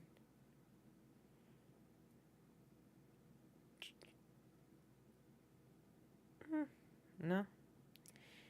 Maybe that's why, because it says still footage, length of composition. I don't know. That means if you just bring it into there, maybe that is why. Auto reload. Drag import multiple items as footage. Let me see here. Command import. Either way, if you have to make your own, if you have to manually do it, sometimes you do. It's just an extra short step. It's not that big of a deal, you know. It would be whatever, but let's just see. Did you click on this and import it as a PNG sequence? Oh, this is why. Right here. Mine has create composition checked on. Haha. See, going through the process, you might find your own answer there, right? So it was just because mine has create composition. So if you want it to do that, you can just check that. And if you don't want it to, you don't have to, right? So you can just uncheck that if you don't want it. But it will, I think, remember your previous Another problem I options. had was the balls didn't really bounce at the same time. It's okay because we're doing it in different projects or different software. They're about the same, right? It's showing the same. It's because our curves aren't So it looks like it exactly bounces the the same same. time right now, but I had to Yes. actually click on the layer and adjust shuffle it. Yeah, that's okay. You can do manually. that if you want to. Is there a better way to make sure the balls are bouncing at the same time? No, you can manually. And I just did shuffling try with and that. make sure that my frame rate was matching at 24 frames per second. Yeah, great job. You did everything correct. Actually, shuffling over this is fine. I'll show you guys something later in class called time remapping where you change the timing of a layer, which can also help. But how you did it was perfectly acceptable. You did a great job. But they're not going to And is there a way to but they're not going to be perfectly aligned, right? Because our curves are different in each program. Like from After Effects to Cinema 4D, the curves are slightly different, right? And so the easing's going to affect how fast it goes to the ground and hits the ground at the same time. They should be hitting the ground around the same time. And then the hand-drawn animated ball is just the way it looks, you know? It's just going to look different the way we draw it. add a marker on the timeline? Because I know that Adobe Audition and Premiere Pro allow you to do that. Yeah. Finally, so my on last this, question. Instead of hitting M, you hit the asterisk button. So if I wanted to add a marker to this layer specifically, I would highlight the layer, select it in my timeline, and then I would hit the asterisk, this button right here. If you guys don't know what that is this key right there, the little multiplication symbol, the asterisk. You hit that, and that adds a marker here. And then if you hold down Alt, you can separate that marker and extend the ends out, right? And so then you can double click on that marker if I double click on it, you might want to double click on it first before you separate it. But then I can add comments to it. I can change the color of it. And then I can hit OK here. And so then it gives me a note if I wanted to. I can also do that on my main timeline. But if I want it on the main timeline here, right, or my composition, I just have to make sure none of my layers are selected, and then I hit the asterisk and it will show up here. This is a great way to time out your animations. I use this when I'm like, okay, from here to approximately here, I need to have scene 4 happening between this time and this time, right? And so that's a great way, a great tool to utilize when you guys start doing longer animations. Let me close out of this and go back to here. And then let's get to your other question. Is, let's go to the hand-drawn ball. The hand-drawn ball, you demonstrated how to draw it, but it was only one bounce. Is there a way to copy the keyframes like we did for the other 2 balls? Because when I went to Adobe Animate, I did try to copy the keyframes, but it didn't really work, so I imported it into After Effects anyway, and I got these layers. The reason It's easier to do in After Effects than it is to do inside of Adobe Animate. That's why we just we don't copy and stuff the keyframes, because then it makes like, it's just a little bit more work than like just already importing it in and just duplicating the layers. It's just quicker this way. I have 3 layers is because one is for the action lines, one is the highlight for the ball, Cool. Yeah. and then this layer, the red layer, is the actual ball. Good job. So what I did was I Control D to copy it. Yeah. And just Sequence drag them. it here manually. You And guys I did can that also, so it was. what's cool is you can duplicate multiple layers at the same time. So if I wanted this layer, let's change the color of this layer so it's recognizable. We'll change it to like yellow, right? Easy to see. And I wanted this layer multiple times on here, plus this layer. We'll change this one too. Like I wanted these 2 duplicated at the same time. I just select both, hit Control D. What it's going to do is it's just going to split those layers. It's just going to add that layer above the one that you duplicated. So that's why it's kind of separated. All you do is keep them highlighted and you drag up until this little blue bar appears wherever you want the layers to be. You'll just drag it up to wherever that blue bar is, right? And then you just let go and it duplicates multiple of them for you. And then you can unselect them. So that's a way to quickly do it, right? And then you can move multiple layers at the same time by just having them highlighted as well. So if you wanted to sequence those layers, you could also do that with them all selected. Yeah, but 4 good bounces. job.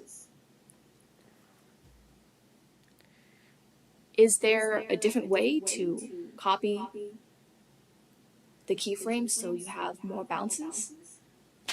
No, it would just be sequencing the layers like That's that. all my questions. Because Thank you. it or you would have to draw more bounces, right? So, but you did good job. Good job, everyone.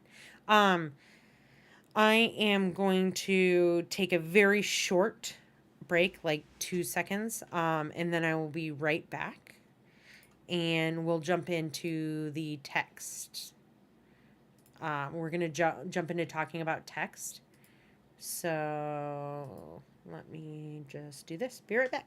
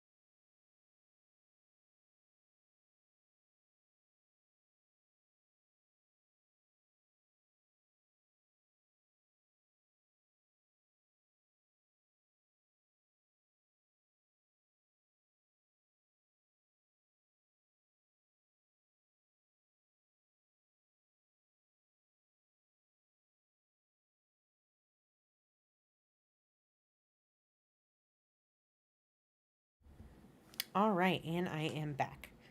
Told you very quick. All right, so you guys did a good job though. Good job overall. I'm going to change the stream. So the stream title is like Typography Part 1, but we're barely getting to it and it's 8 o'clock. It's already been 2 hours of like the Q&A and this, which is normal. It takes a while when there's more people in here.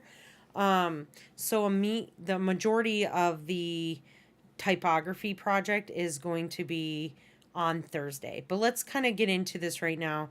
And then what I'm going to rename the live stream to is participation questions plus introduction to typography. And then we'll talk next week or not, on Thursday. It's going to be typography part 2. And so this is going to be your first thing to look at. Let me click on here. So this is available for you guys. Now, in this assignment, I want you guys to read through these and watch these videos that talk about motion graphics and kind of what it is. And then I want you to watch this, right? You guys are gonna hear me talking about keyframes often and about easing keyframes. And so this right here is this video right here is a great explanation on what easing in and easing out and different keyframes are, right?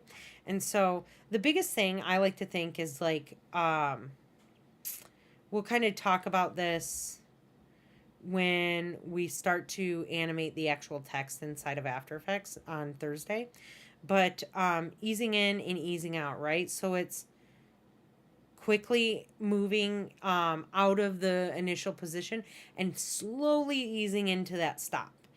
Right here, it's slowly easing in, or it's easing out of its initial position and it's quickly stopping, right? So that's the difference between easing in and easing out. You're easing into the position, you're easing out of the position. And easy ease is kind of, if this is black and this is blue, and the playhead goes from one to the other, it's just an instant switch. It's like a hard cut, right? And it talks about like holding in and holding out. We're not really going to use these ones. This one's more higher level stuff when you're getting into making more infographics and wanting things on screen for a little while. This one, we really don't use a lot of hold keyframes unless you're flashing to something else. And you'll use this more later on when you're more comfortable with After Effects. But really, easing in, easing out, and easy ease are the 3 that you really need to understand the most. And so definitely like read through that. It's awesome. I try and find you guys examples with interesting animations to it so that it's more fun to read, right? And these are the 2022 Motionographer Award nominees. I know it's last year's award, but this is like award-winning artwork from motion designers. And so I did put a warning here that some of you might find some of the works offensive because these are done by professional motionographers, and some of these things, oh no, this one doesn't work. Let's see if there's a 2023. The motion, oh nice, so they have 2023 up. Okay, so let me update something real quick off screen. I shall update it so that you guys get the up-to-date 2023 now. So these are the categories. Let me see.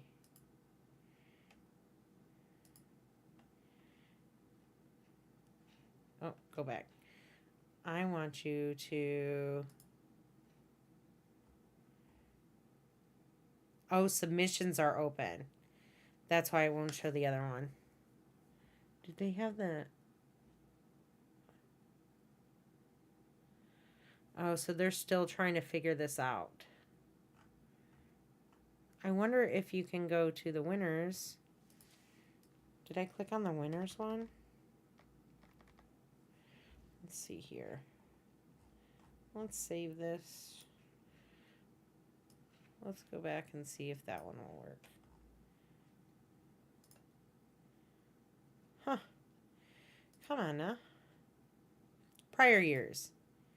Okay, so you guys will have to go to prior years. And then there's 2021, 2023 awards. Okay. I don't know why it doesn't have 2022. Maybe they didn't do it. All years. No, it just popped up. So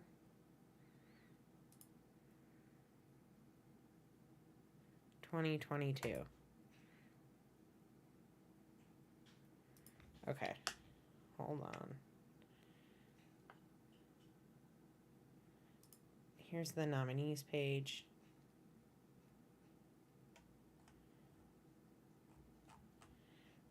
I want you to go through the winners. We'll just worry about.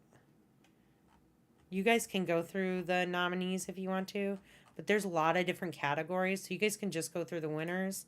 And let me just update this link because they changed it. But I want you guys to look through these, watch a few of these, and then you're going to write a little link options. Update the link.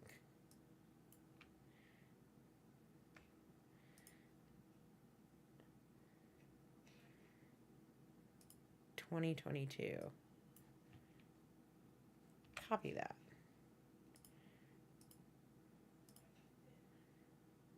Okay. There we go.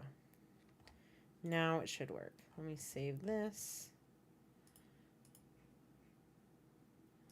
And bring that over. And then if I delete this and then click, it should work. There we go. Okay.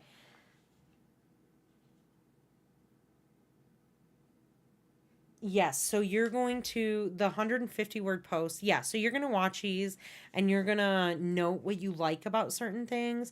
What are the tools you think they used and your kind of reaction. And then 4 screenshots of these winners that you found inspirational. And then just make sure you're including the link into the work. And then I want this to be posted in Slack. And then you guys are just going to comment on 3 other posts. Okay, so this 150 word post is going right into Slack.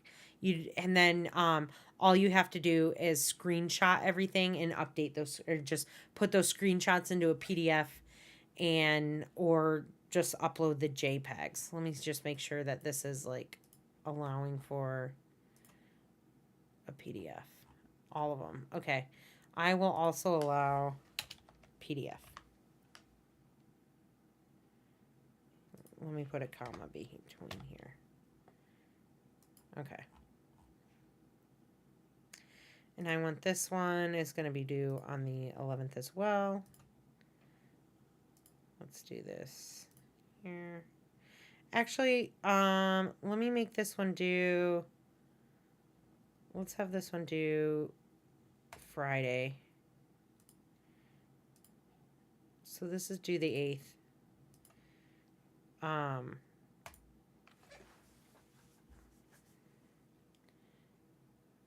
You just have to just like be like, oh, I think they use Cinema 4D or 3D, some kind of 3D program, or oh, that looks like After Effects, or kind of like that. Like you don't have to answer that specifically, but I want you to kind of go through and try and break it down and be like, after you've watched these videos and you kind of understand more about that, and then under like looking through the keyframes and just saying like, oh, this looks like it was hand drawn. Oh, this could have been hand drawn, but it also could have been in After Effects. What kind of work you like to make. Like, you know, it doesn't also have to be like the software. It can be like, oh, they used a lot of typography here. They used a lot of you know, shape layers. Oh, I see a lot of different transitions being done. So I want you guys to start really watching these videos and starting to break them apart in your brain and kind of dissect them and learning and trying to figure out like what kind of techniques did they use. Oh, wow, that's crazy. You know, did they use masking? You guys learned about masking. Maybe looking at how the motion actually moves. Like, how is it eased, right? Is it slowing into position? Is it speeding out of the position really quickly? those type of things. So you can turn in either a JPEG or a PDF. PDF will be easier because it's all one, right? And you don't have to have a bunch of different ones. But I definitely want you guys to do this. And you don't have to do the Miro thing because that seems to not work. So let me, a single frame from Miro. Okay.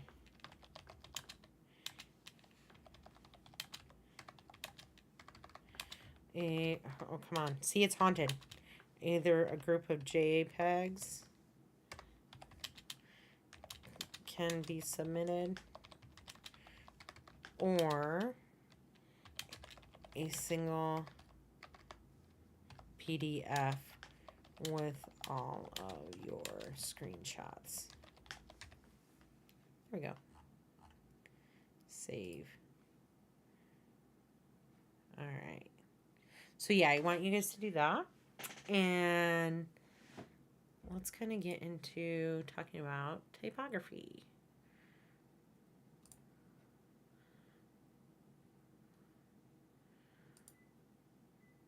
All right.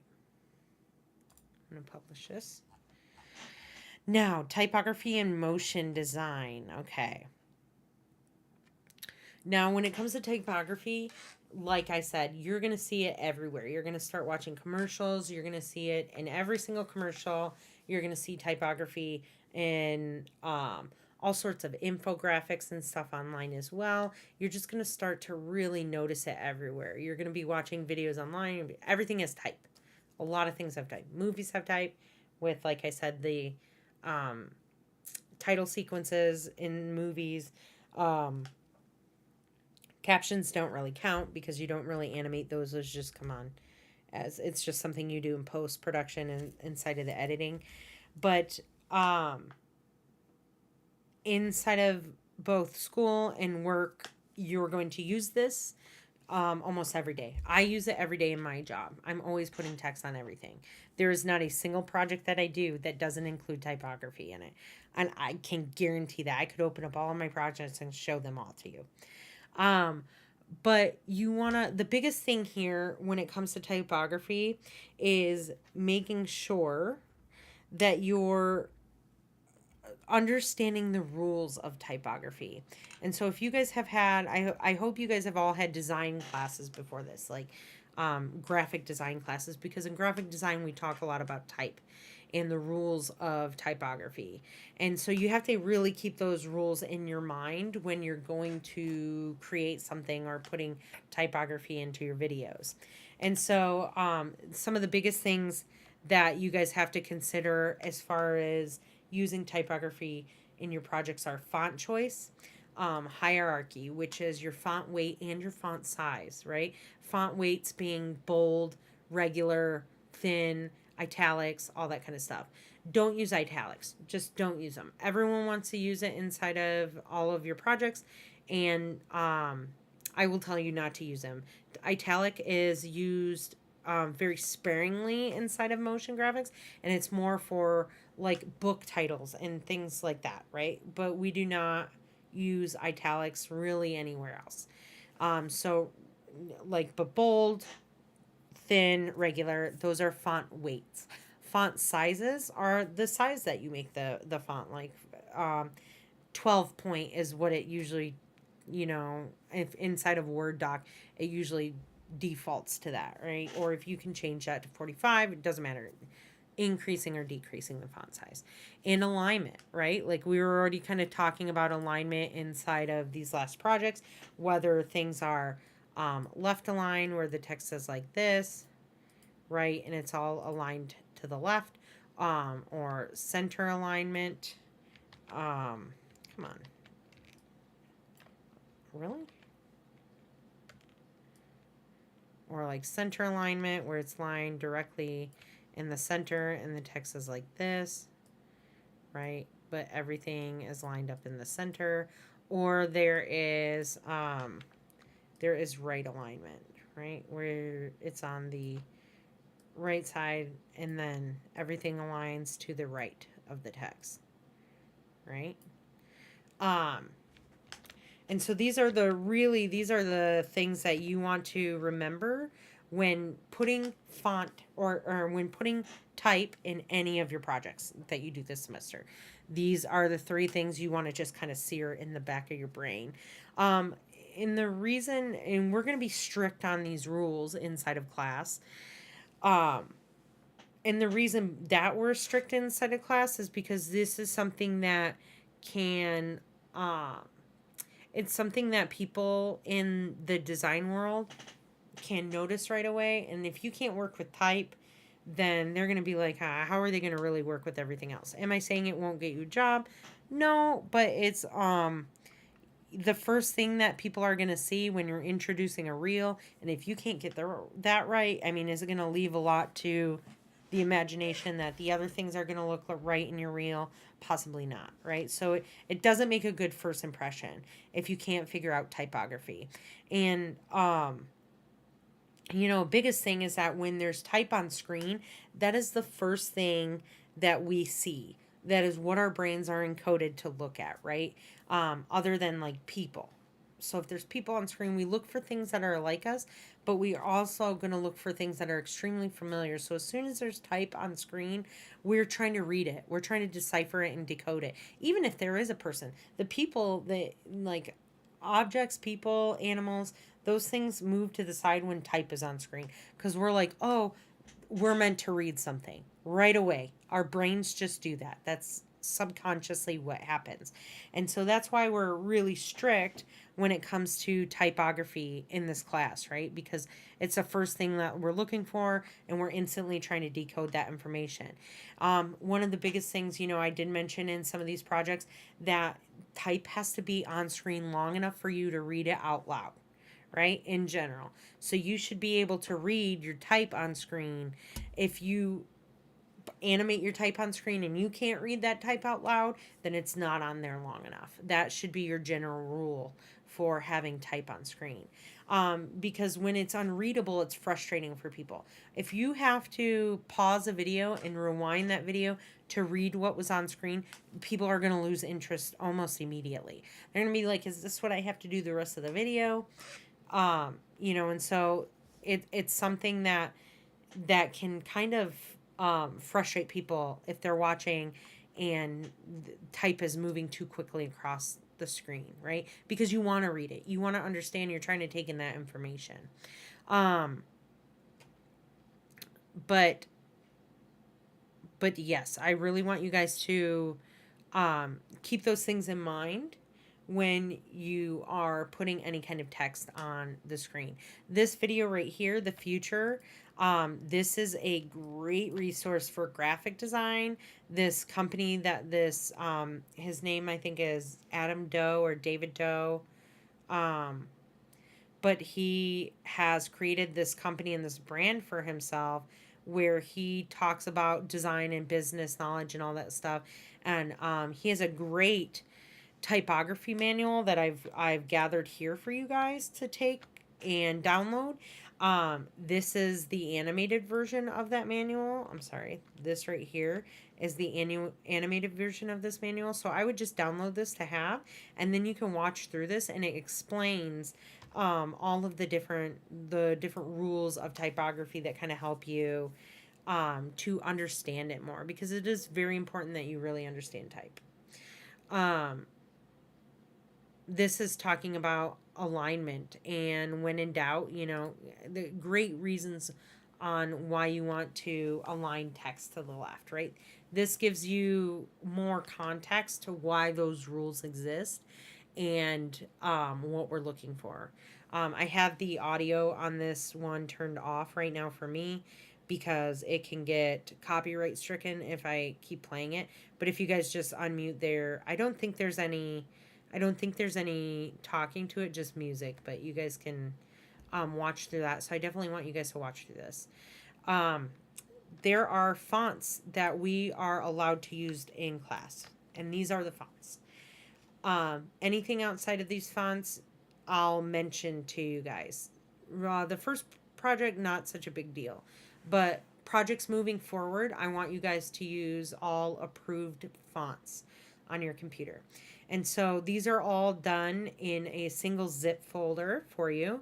If you are curious on where these fonts are, they're from Google. So these are all free to download and use. You can find more fonts on there, but these are the ones that we are, the program has designated for students to use for this class. And so you're going to download this folder, and then I'm going to show you guys really quickly how to kind of download all of the fonts at once. You're going to hit extract all. You're going to right click and extract all these fonts. And when you go in here, you're going to see sans serif, and these are different names for them. And you can just go here and you can click, and you'll select all of them. You can hit Control A to select them all, and you just right click on here and install for all users, and then it will install all of these fonts onto your computer. And so you'll just go into these different ones, and this is a great way for you to see what these fonts kind of look like, right? Now, you'll notice that I have these categorized into two different categories here once you open it. There's sans serif and there are serif. Sans serif is French for without feet. And so those are all of your type that do not have the little lines that exist over them, right? They're just single. There are no little feet added on, right? But if I go over to serif, a serif font, let's see here, and I double click on that and I open this up, and you can see there are tiny little feet. These are called feet, and these are added to the text. And that's how you know, because serif means the feet.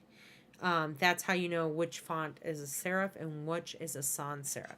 So, I'm sorry, sans serif doesn't mean without feet. It just means without. So sans means without in French. So without those little feet at the bottom. And so you want to install all of those there. You guys can go ahead and start working ahead. This is the entire lesson if you want to. I suggest watching this because I probably will show you a different way to animate type. Like I'll use different tips and tricks which you guys can use, so I might direct you to them once we kind of get started on Thursday. And then what I'll do is I'll eventually, once that live stream is over, I'll also link those videos down here. But right now, all you guys have to do is really worrying about getting the Introduction to Motion Graphics writing assignment done. Very short, 150 words is very quick. It's like a paragraph. And then it's like a paragraph this size, right? So it's very easy. And then the other thing I want you to do is really learn about your fonts. So read through this manual, watch this video, click on this link and go through here, just looking around at things. Chris Doe. I call him David Doe, but it's Chris Doe. And kind of watching his videos and just learning about him. He's a very smart man. And then downloading the fonts for on Thursday. Other than that, we are all set for the night. It took us a while to get through all of the other stuff, but that's okay because then it saves us time for class on... Oh, come on. What's happening here? Let me just task manager this away.